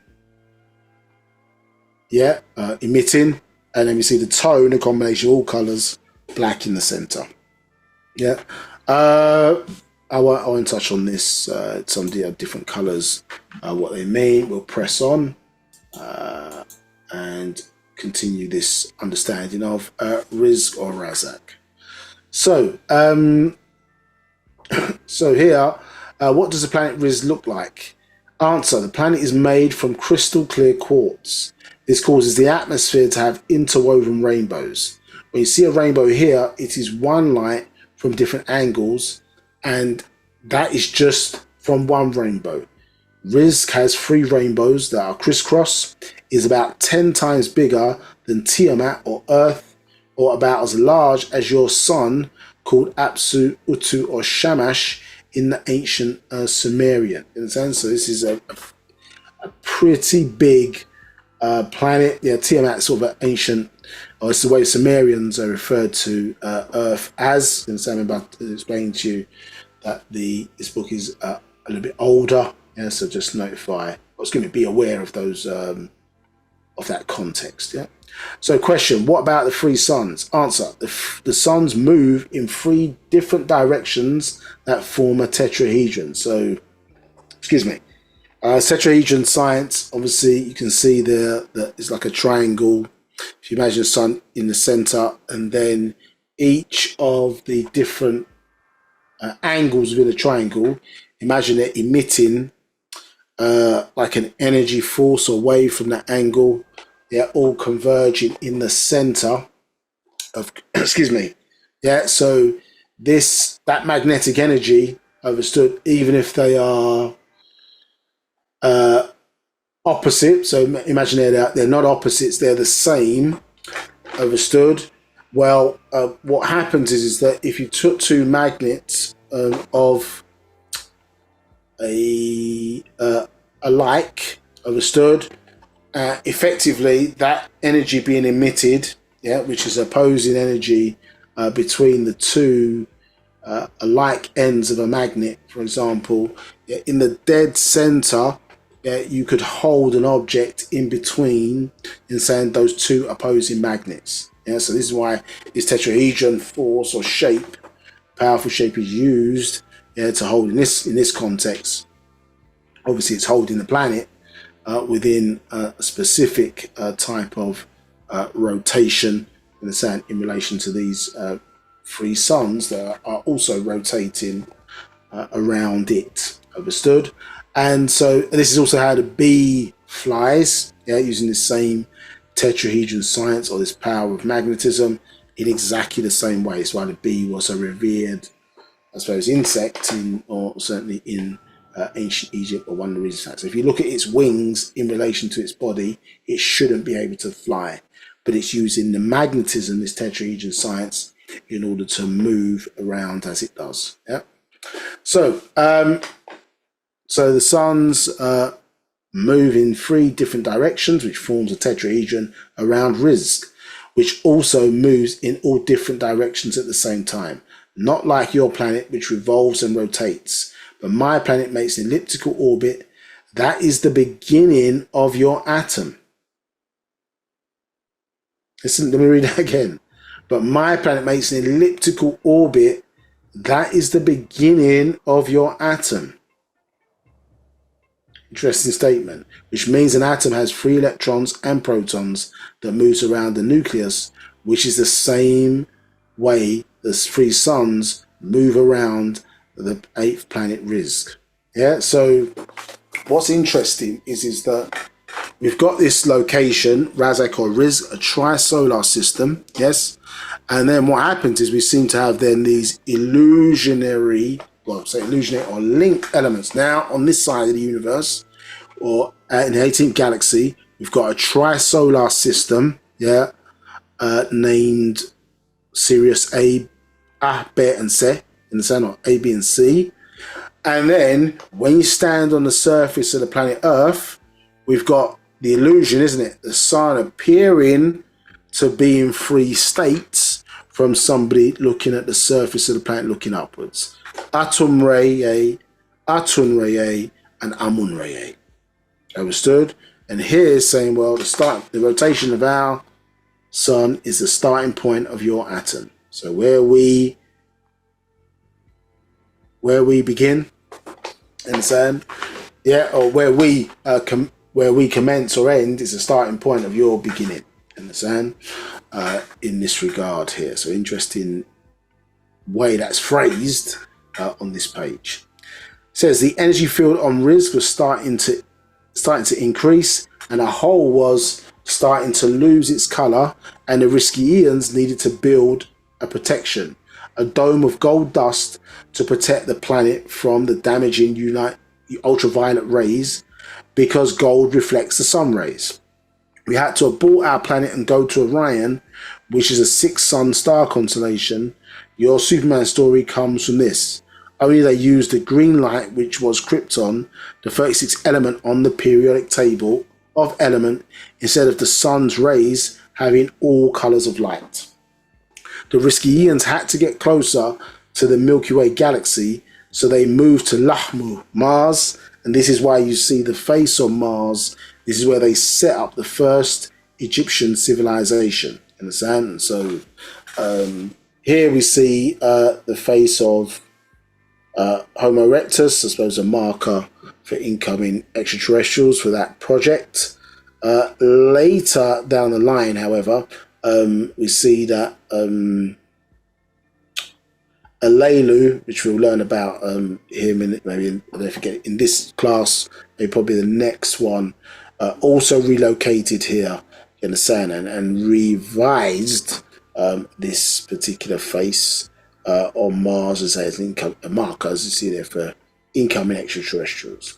Now, as it says, this was an ancient marker for incoming extraterrestrials to know about the project of Homo erectus to Homo sapien. You can even see fang-like teeth. The Anunnaki set up bases on this planet Mars 450 years ago. We'll read about that probably next part. Before coming to the planet Earth. Homo erectus were being abducted from the planet Earth and were taken to laboratories on Mars. What you are seeing are remnants of cities, bases, and monuments of an ancient Egyptian civilization. Yeah, so which we read about earlier. Yes, when we were looking at who was Yanon.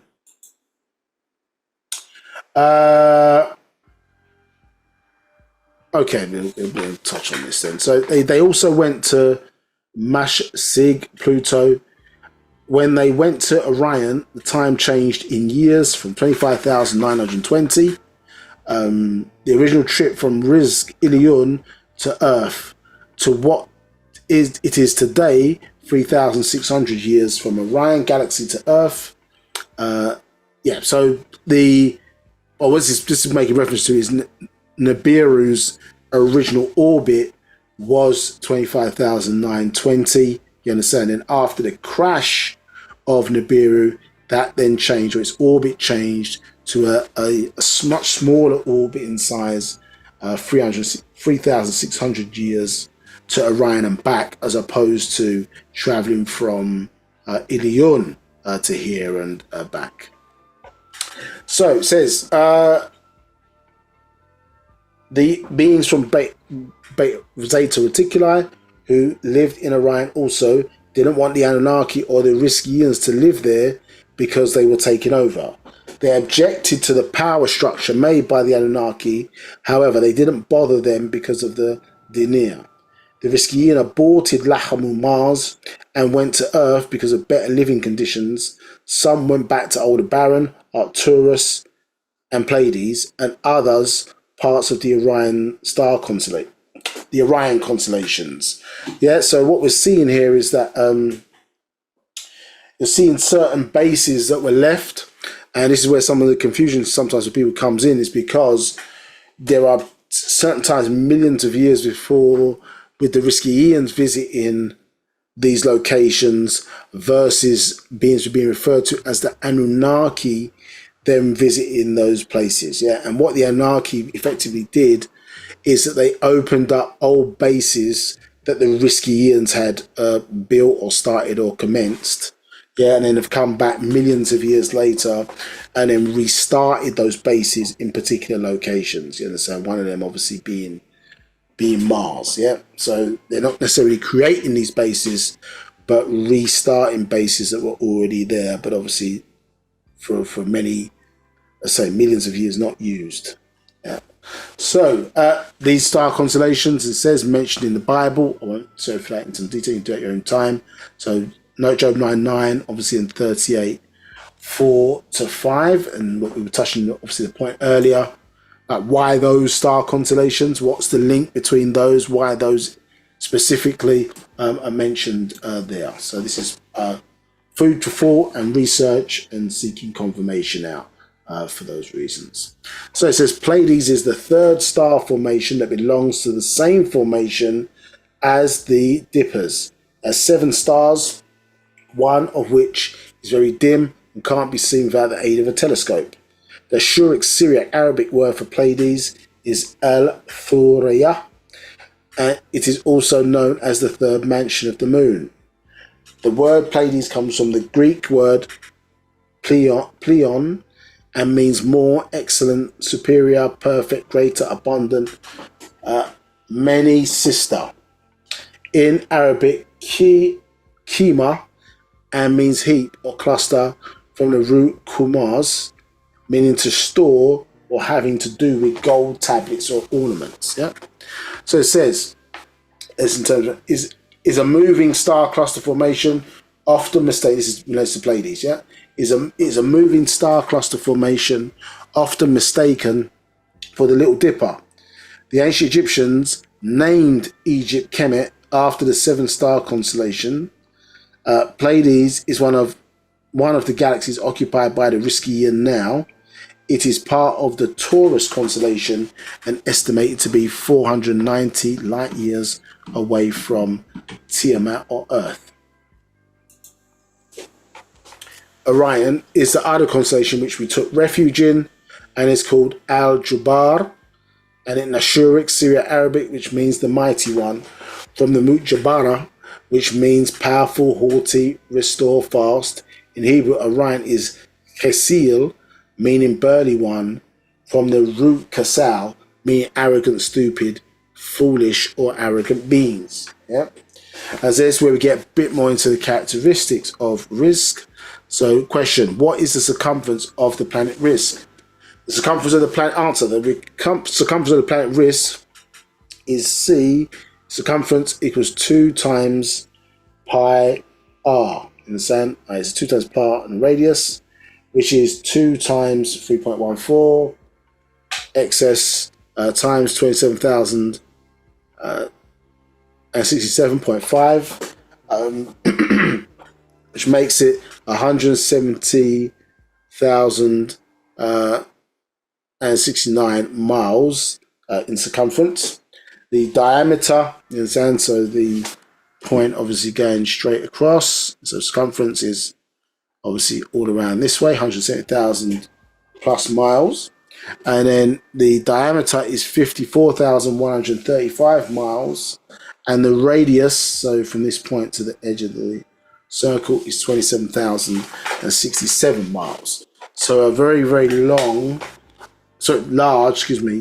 planet in comparison to where we are here on Earth. So rotation of Sheshki around Rizq, so the rotation of their moon. So this moon takes 63 billion, 777,240,493.75 days, yes, to make a complete revolution around the planet Rizq at a rate of 126,000 miles per hour, according to Earth time. Rizqiyians have no perception of time like you do with your watches and clocks. Just checking if there are any other questions. One moment.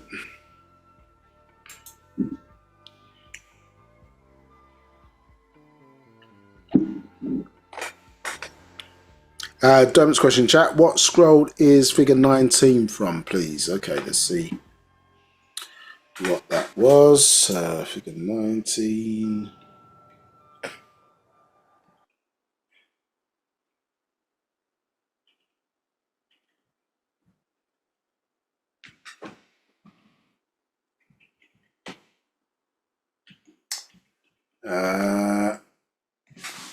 Not sure. That's the point. What? Just help me. Just describe that for me, please. Where's figure 19? Was it early or later in this?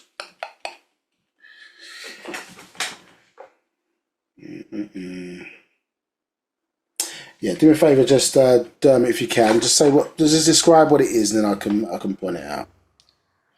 So I can't see it immediately here. Yeah, we've not covered that today, so let's just bring it back.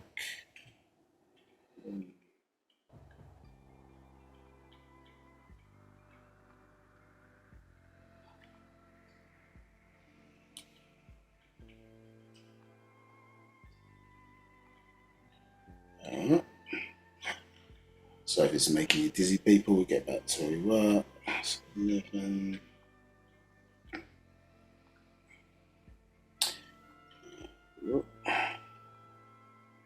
So if it relates to this map, then that is in actual facts lotus of life. So I can't see a figure 19, unless I'm missing something. And if it's in relation to this, then this is a book called Man from Planet Rizq.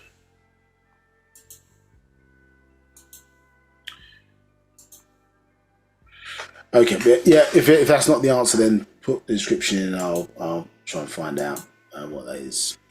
Okay, so no concept of time, but as it's single moon, Sheshki in relation to that. So let's drop to the next page. So we can see here the distance of Rizq's 3 suns and its moon.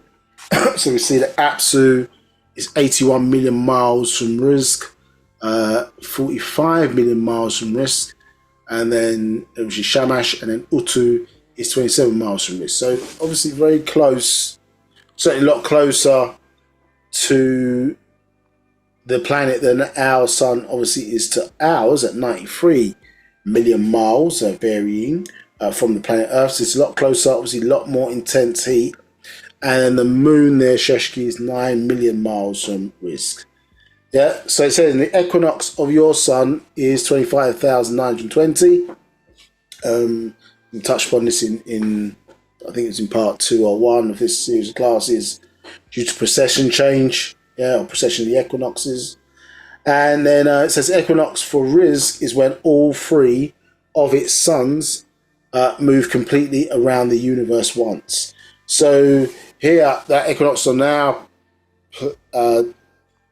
planet, I suppose, is in relation to the 24,000 year cycle.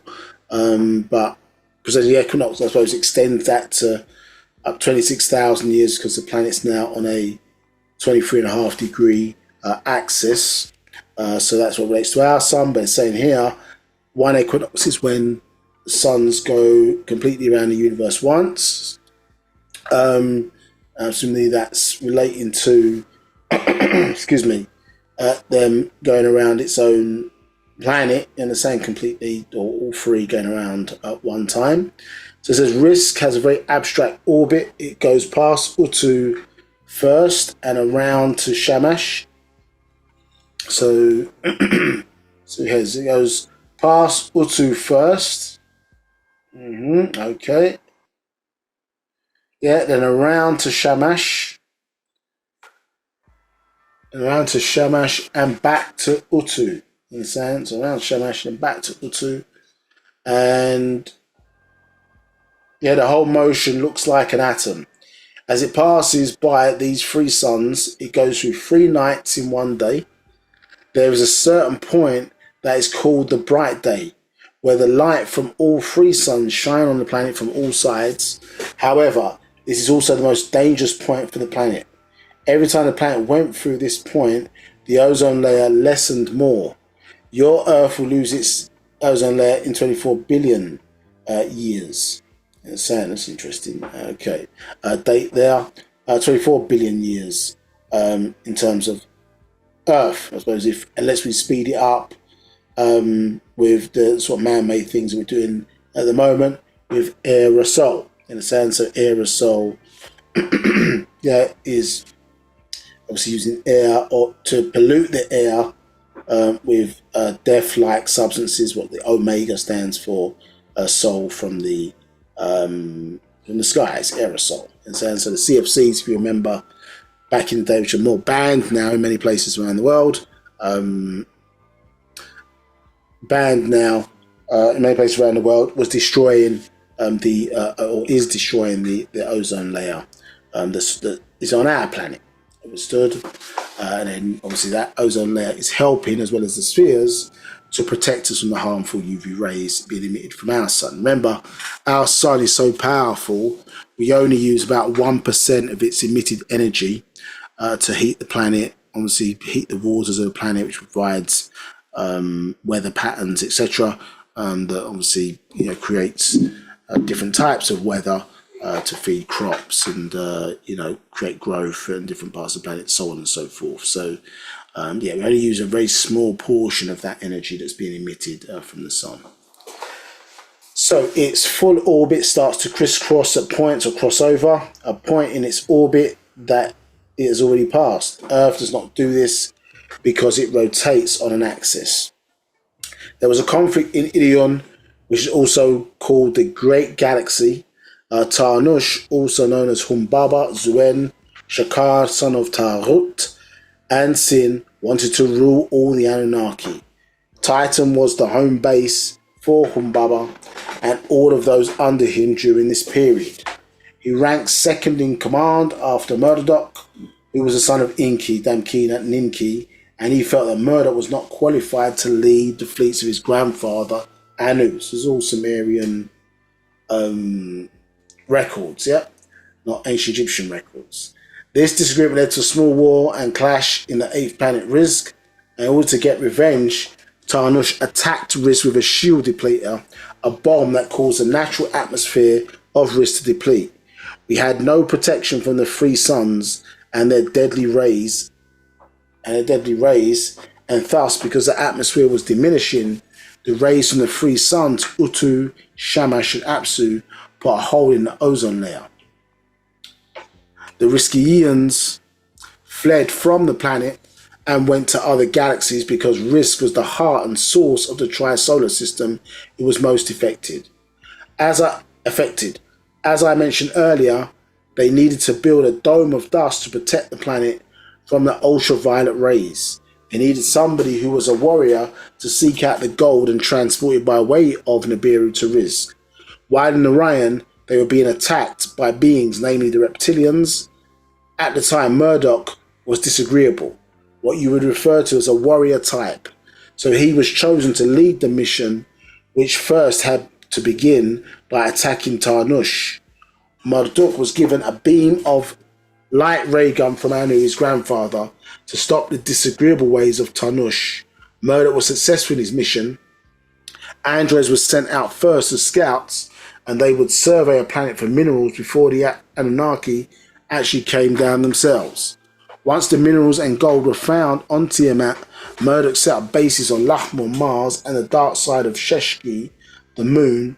After the gold was mined, it was transported by way of small crafts that were half a mile by half a mile to these bases, then to cylinder-shaped crafts that were 30 to 60 miles, parts on the dark side of the moon, then transferred the gold to Nibiru.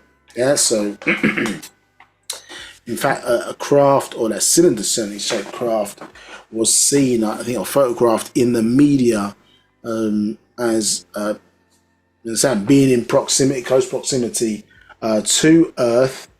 Overstood, actually, as described by here, several decades ago. It says, is there ever a point where the three suns are equal distance from Rizq at the same time? So answer, yes. There was a perfect point where Rizq is in an equal distance from every sun. At this point, all the inhabitants live by the law of 1 meal per day, which means they eat once every 3 years, which is once a year, which is once a day. So you can see here that there's obviously our time zones relate to the distance, or the time it takes for our planet obviously for the context of a year, to travel around our sun. Yes, and a day obviously is when our sun, depending on where you are on the planet, makes a complete rotation, obviously on its own axis. Understood?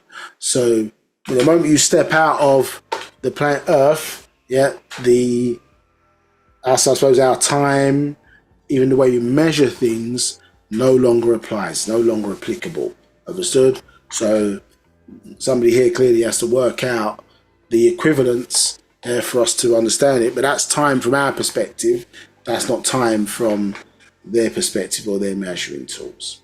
So one time within their year, which is 3 years, because they have 3 sons. They don't have children, don't have no understanding of children. The Etherians protect the Rizqiyian with a dome they built for them to live under. Everything else lies underwater. The native Rizqiyan can't live underwater because they breathe. Yeah. Question: you said native Rizqiyan. So does that mean there are other kinds of beings that live on Rizq? Said answer: yes. Let me first explain. Sorry, one sec. Let me just check. There's any questions?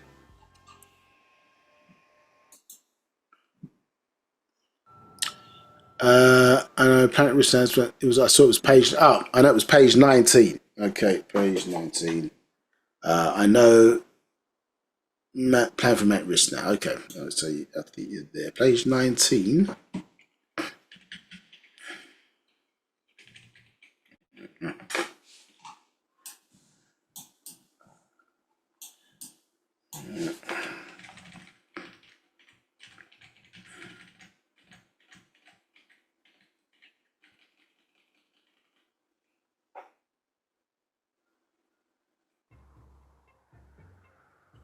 Okay, no problems.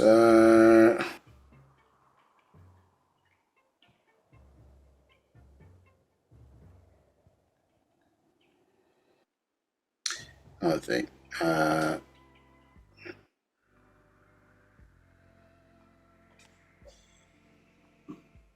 Question coming in from Leah. Let me get to you, Leah. One moment. Leah, if you Rahul, about Kek. I posted, excuse me, I posted a little question in the chat a little while ago. What is it regarding again? You mentioned about the Netflix series, yeah? Yes. I just wanted to get the name of that program, please. It's called the Free Body Problem. Free Body Problem. Yeah, the free is in the number. Yeah, the Free Body Problem. Yeah. Okay. All right. Tauta. Cool. Antaka therefore. Okay. Okay. Yeah. Okay. Right. So there's got that. Boom. Okay. So you messaged me, but I'll just quickly run through. It's not a problem. So this is my brother the extraterrestrial. My brother the extraterrestrial. Sacred Egyptian initiation scroll. Natural ether energy. This is what anybody wants to know about these. Yep. This is from. Good question. This is from. Good question. Good question. Where's this one from? I have to come back to you on that one. I think this is. Or there's a version. Is I think in Proverbs of Yanun, if memory serves me correctly. It's also somewhere else. So. Yeah, but I think Proverbs of Yanun, this one is in for this chart. This picture is from Lotus of Life. This picture's from actual fact Stargate, or that humanoid picture's from past fact Stargate, I believe, but not the picture to the right. Yeah, Stargate, I think that one is from.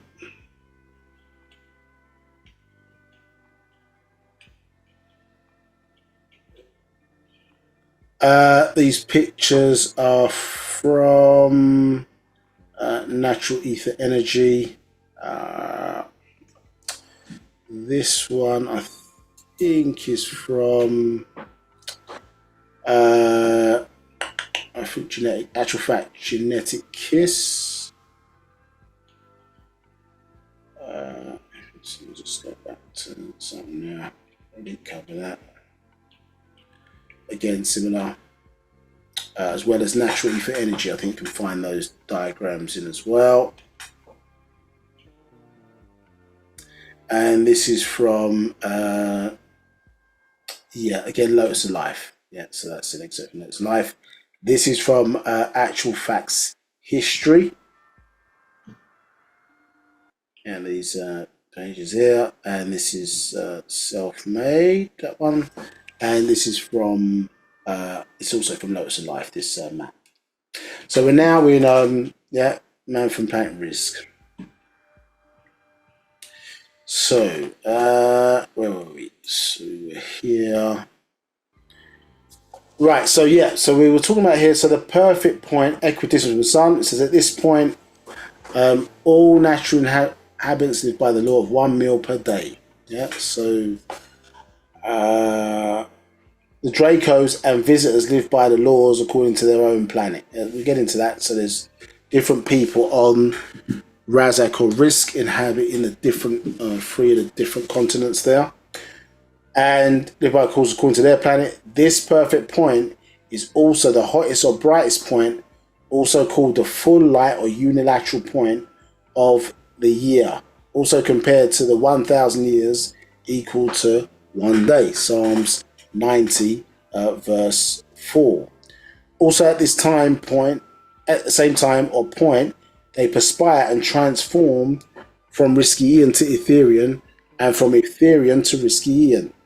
Yeah, you transform too. Every time you perspire, something leaves your body. They do this just one time within their year, which is 3 years, because they have 3 sons. They don't have children and they have no understanding of children. The Etherian protect the Rizqiyian with a dome they built for them to live under. Everything else lives under the water, and the native Rizqiyian can't live under the water because they breathe. So, excuse me. So that point where they perspire and transform, from the humanoid Rizqiyian into this energy being of Etherian, do you understand? And then back again, says we do the same thing as well. So effectively, when you could be playing, I don't know, some kind of sport, basketball or football, whatever the case may be, and if you noticed certain times, if it's a little bit cold, and you looked over, so you was observing it, or you looked over at the participants, if you notice sometimes you see people with this almost steam coming off of their body, and so this is a similar type of thing that happens. What you're seeing is the water within your body is effectively, or you are transforming the water in your body. You are transforming, isn't it, from a solid being into a gaseous, in the sand state. Literally, that's what you're seeing. It's the same type of transformation. What's being expressed here, generally speaking, when there's a lot of heat coming off of you, but it's saying as a matter of course, obviously that happens. And clearly, you have to drink a lot of water, obviously in any event as a aquatic being. And so part of that reason is, yes, the water is obviously being used by various sources within the body, but also you are transforming some of that water because of the heat in your body, and so you're losing it because you're transforming from one state into another state of being, in terms of the water's you're leaving the water, you're transforming into water from your physical structure. Yes, that's what it's describing that happens to us also. So question, you said native Rizqiyians, so does that mean there are other kinds of beings that live on Rizq? Say yes. Answer yes. Let me first explain that all beings that live on Rizq are Rizqiyian, just as you are all humans or earthlings that live on Earth. They are concerned with 2 abodes. The Rizqiyans are the physical beings evoluting towards Etherians, energy or light beings. the Etherians, who are the guardians, and are equivalent to what you call spiritual or angelic beings. Their main concern is the intellect. Excuse me.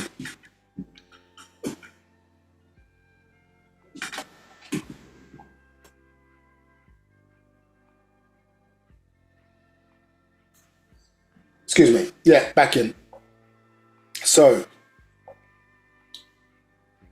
their main concern is the intellect. Some reptilians are there also, and various other species of beings live there as well. Question: does planet Rizq have different continents like Earth? Answer: yes. We have 3 continents, have mountains, plains, and deserts. However, on Rizq, they live in dimensions, which could be compared to solid, liquid, and gas that you claim to have on Earth. In actuality, water is a solid is a solid, and gas is a solid, having minute particles. So in Earth, there are no liquid and gases. Earth is a world of matter. What you Earth beings don't want to accept is that this whole planet, including the beings on it, are all part of a living organism moving through space. It is alive, a living mass of matter, even down to the energies like electricity, which is a form of matter. Positive and negative charges are atoms, and at the base of atoms, there are solids called protons, neutrons, and electrons. So your atoms are matter, and your atoms are made of the same thing. And so obviously atoms to atoms, or atoms to atoms, is a starting point in this respect of a particular life form. Understand? Remember the word Adam in the Hebrew. Adam means earthling or earth being. Understood? Yeah, earthling or earth being. Understood? In that regard, or this is what it's pertaining to. So here, what's interesting, I think we've made this point before in the classes, it's been pointed out to us, is that we haven't encountered real water, and we haven't encountered gas in this regard, because this is saying that obviously everything's matter, so we haven't encountered liquid. So it's interesting, what does real liquid look like then?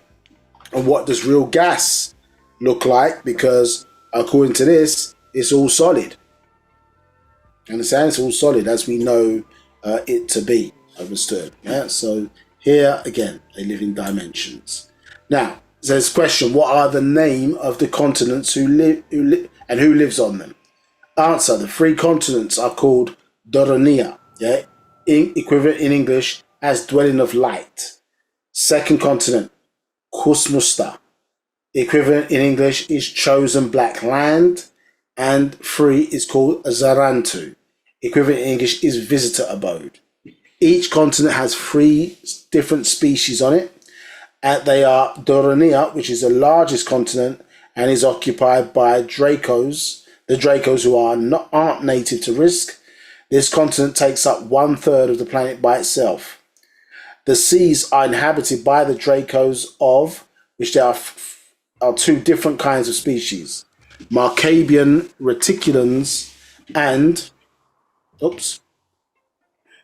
Markabians-Reticulians and Meldekians. Yeah, as an amendment for the accidentally destroying Meldek. Yeah, the Rizqiyians allowed the Meldekians to come to Rizq and to live in Doronia. So many are familiar with this event where this planet-sized craft, Nibiru, crashed into Meldek, overstood, and also certain of its crafts crashed into the planet Earth at the time, which was obviously much larger in size, 2.5 size as times it is today, known as Tiamat. Earth today is a lot smaller than what it used to be because of this incident that took place. But Meldek was another planet within our solar system, and the remnants of that crash is why we have a asteroid belt basically in the middle of our solar system.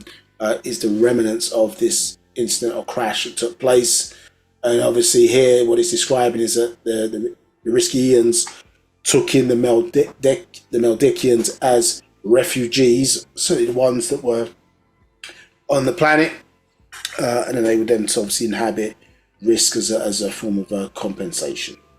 So here, the Rizqiyians allowed the Meldikians to come to Rizq and live in Dorania. These are your devils. The remaining 2/3 of the planet is divided between the other continents and the water. Comostia is a continent of the Dinir, and they can go to any continent they wish. These are your prophets, good, righteous people, Zodokim, beings who chant to the Etherians on behalf of the Rizqiyians, the mortal man or normal Rizqiyian, who can go on to become Dinir, who send energy down to them. Dinir means righteous ones of the rocket ship, Din meaning righteous, Nir being rocket ship. All these are Sumerian terminology. Yes, because of the school that we was in at the time, maybe it differently classified by us as the ancient Egyptians. You understand? So these are Sumerian terminology, just to note that. They are highly psychic beings. If they're able to focus their sight on you, they could burn a hole straight through you. Then you have the Etherians, who are like your spiritual or angelic beings. Etherians live in the atmosphere or air.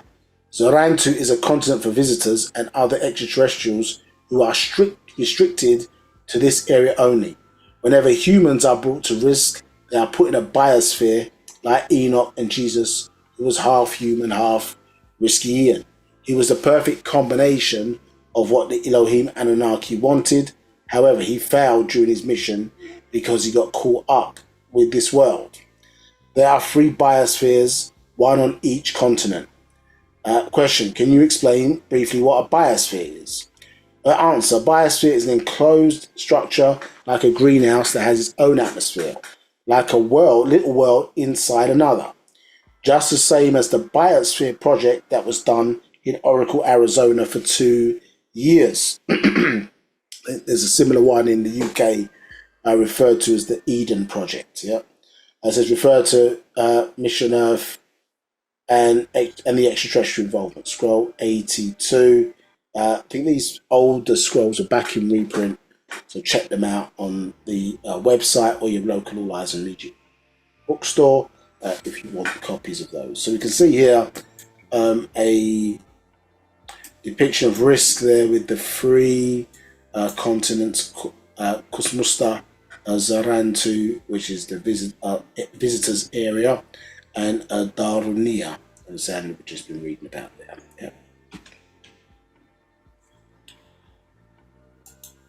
Right. Nicely. So we will let's probably end it there, and then we'll go into in the next class. We'll go into more detail about the Anunnaqi, their descriptors. We'll go into and then from there we'll look at the Draconians. Yeah, but just to finish off, so here we see a description of the Rizqiyians. Yeah, in terms of how they're shown. So 8th planet, solar system. Yeah, galaxy, 5 to 7 feet tall. Yeah, dark reddish to olive tone. Somebody asked a good question actually in the chat on Facebook the other week. So they said, what colour are they when on Earth, and what colour are they on their own planet? Well, they're dark reddish, yeah, brownish colour here on this in this atmosphere, and on their own colour they are green. Yeah, so olive tone. They are green in colour.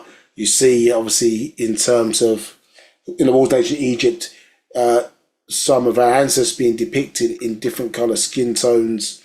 Obviously, the atmosphere of the planet was obviously very different to what it was before, many millions of years ago.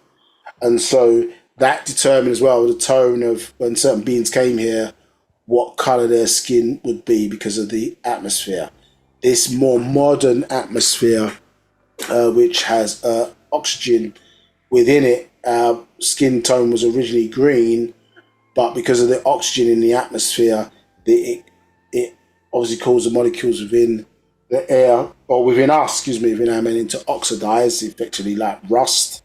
Yeah, and so this turned us into a more brownish and dark brownish skin tone, you understand, ranging from obviously yellow to various different hues of brown, almost to look obviously like black in some instances, depending on the physical ether or species that carries those characteristics, you understand? But you still see babies today, even born with green patches on their skin, you understand?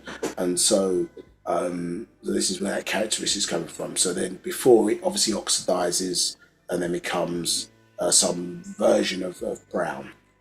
So it's saying here that their hair is silver to white to black to wavy, head like human beings, face like human beings, some facial hair, some without, dark but with pupils, slanted eyes, can be slightly larger than human beings, long nose, jaws just like humans, mouth just like us with teeth, ears tend to be normal or sometimes smaller than human beings, neck similar to human beings, body is tall and slender, square shouldered, arms like human beings, they have 5 fingers, tend to be high waisted with short torsos and long legs, genitalia is like human beings, feet like humans, overall appearance is like human beings, but it's saying you should sense something distant in their eyes. They have the ability to speak any language and can communicate telepathically, which I think we were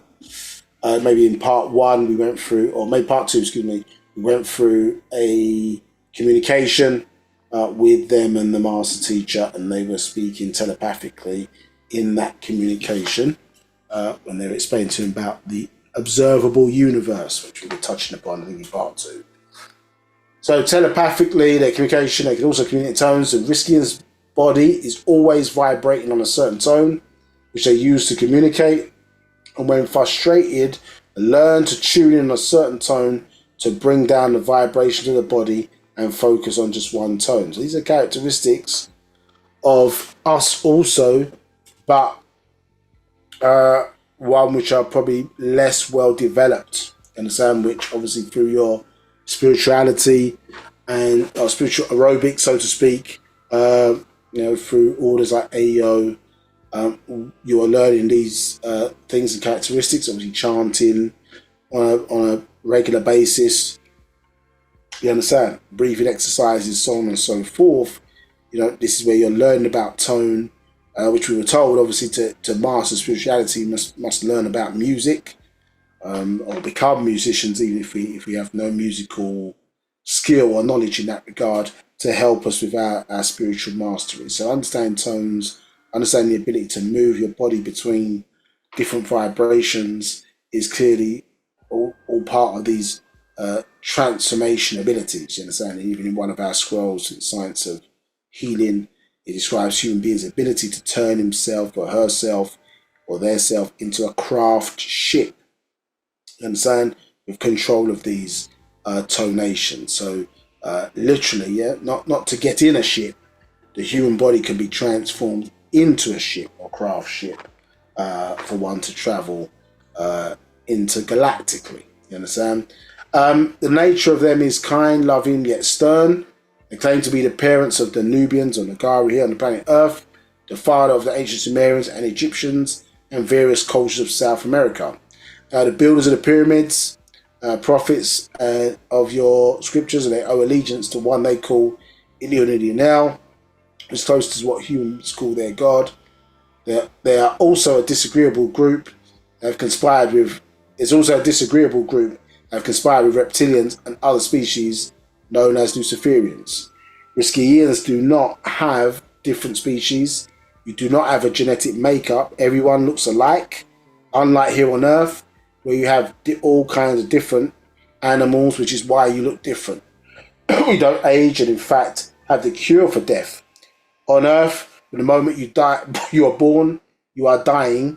The cure for death, along with other cures, was discovered long ago by the Elohim scientist Nergal Erishkigal. These two were of the Anunnaqi, who became, let's say here, rulers of the Kuthites underworld called Agartha, located in the center of Ki, Earth, and Shambhala is the capital city. So one of the reasons why there's a lot of confusion around this is because these, which we learned about, these different species, Rizqiyian, you understand, Draconian, yes, Anunnaqi, Pleiadian, all of these at different times understood, yes, were being called these sort of terminologies like Elohim. You understand?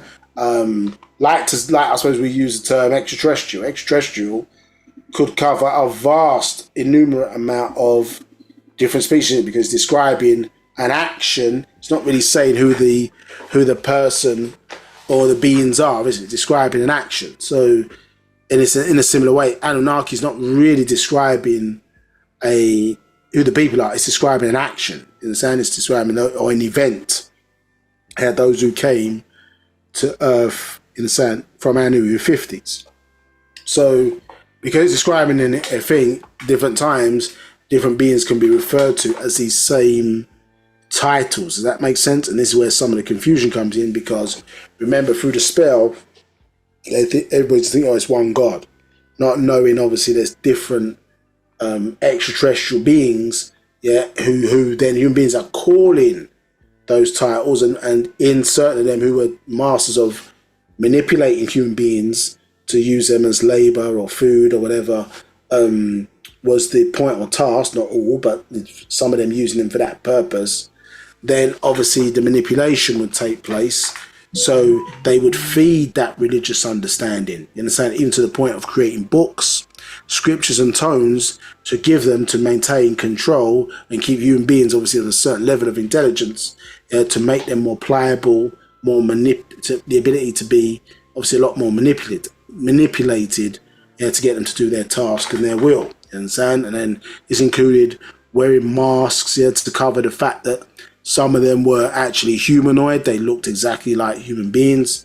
But obviously, if you are wearing the mask of a hawk or wearing the mask of some creature, it might make you look like, well, this is half man, half hawk to the untrained mind. You understand? So, whatever, several thousands, you understand, years ago, there's no Netflix or, you understand, Disney Plus, all these programs. There's no Star Trek. There's no things for them to be able to see. So if you saw a person, with wearing a mask, you might think it's half man, half hawk. Knowing how strong a hawk is, you're gonna think twice, before you trouble or attack the person. So they know how to utilize this type of behavior. We've seen these things, isn't it, in Stargate, the movie Stargate, obviously Star Trek or whatever, these programs. You've seen this type of scenario play if you're a watcher of those types of programs. So this is what you're seeing and reading about in this regard. You understand? So we've covered the Rizqiyians and a little bit about their planet. And in actuality, there's more to cover on that, which we'll go into. Maybe we'll come back and revisit it. The importance of obviously the Sirius star constellation, where we originally came from. I think we touched upon it in the last part, but we'll go through it in a lot more detail after we've covered the other groups of extraterrestrials as it pertains to this particular patriarch and a war that took place, that we're going to get into the rationale and reasoning for that law, and obviously the fact that it still has implications even to this day. But as I say, we came from that Sirius star constellation, and obviously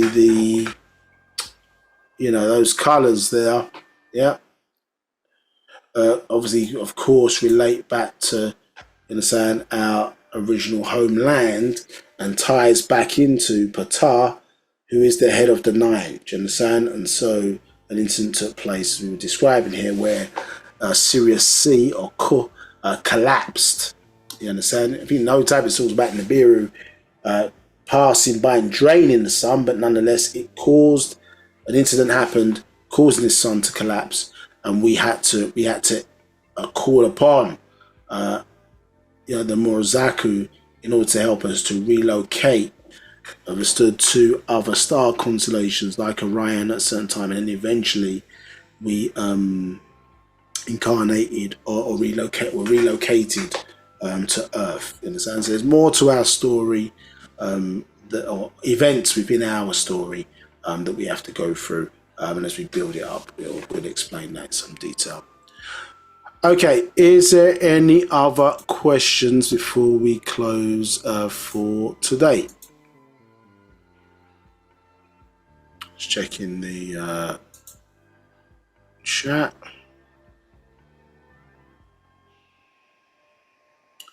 And I appreciate the feedback on that. No problem at all. Okay, so check out some of those. I'd say you see interesting. There's some of those series now with this. That free body problem was a bit of an eye opener, that one, because they're just being blatant about it, as the master teacher said they would be. In a sense, so where we were, sounding like we were crazy, for having trust, let's say, in his ability to convey what needed to be conveyed. Now we're seeing, as I say, a lot of things coming, a doctrine being confirmed in many of their documentaries, be it on the History Channel, Discovery Channel, and others, confirming what you have either been known about for many years or certainly been taught in these classes. Okay, Leah, coming to you, got a question? Rahul, but I just had I wanted to find out quickly, how do you, if you want to join the United Sabaeans Worldwide on Telegram, I think it's Telegram, official Telegram group, how do you kind of do that? Do you have to ask someone to send you an invite, or? You asking for a new member, or you asking for yourself? For myself, I was told that there's a worldwide. Sorry, I've been feeling a little unwell today, so I can't get my words across properly. But I was told that there is a worldwide group on Telegram, the official worldwide group. So, to my knowledge, I'm not on that. Okay. Send me a personal message. I'll see if I can add you. Yeah. So Okay. Thank you. But if it's for anybody else who wants to join, no, it's for myself. Yeah. No. Okay. No. Appreciate that. I'll just widen it out though for any new people who want to join. But appreciate your question. But yeah, send me a note. I'll get that sorted for you. Okay. Yeah. Total. No problem, man. Take care for. Anybody else who is interested in joining, you can go to the website and fill out some details there, and then they'll pass on your details to your local store. If you were, say, interested in joining the organisation or becoming a member in that regard. So go to the website, all the W's, United Sabaeans Worldwide, take it from and connect from there. Okay, so you see on the screen there to the right.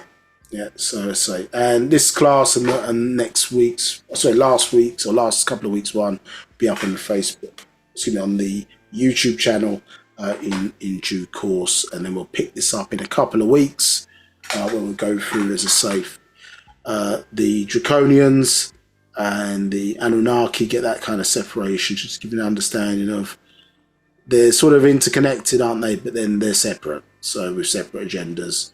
And so it'd be interesting for you to find out how it all hangs together. So check us out in a couple of weeks. Appreciate everybody's questions, time, and interactions.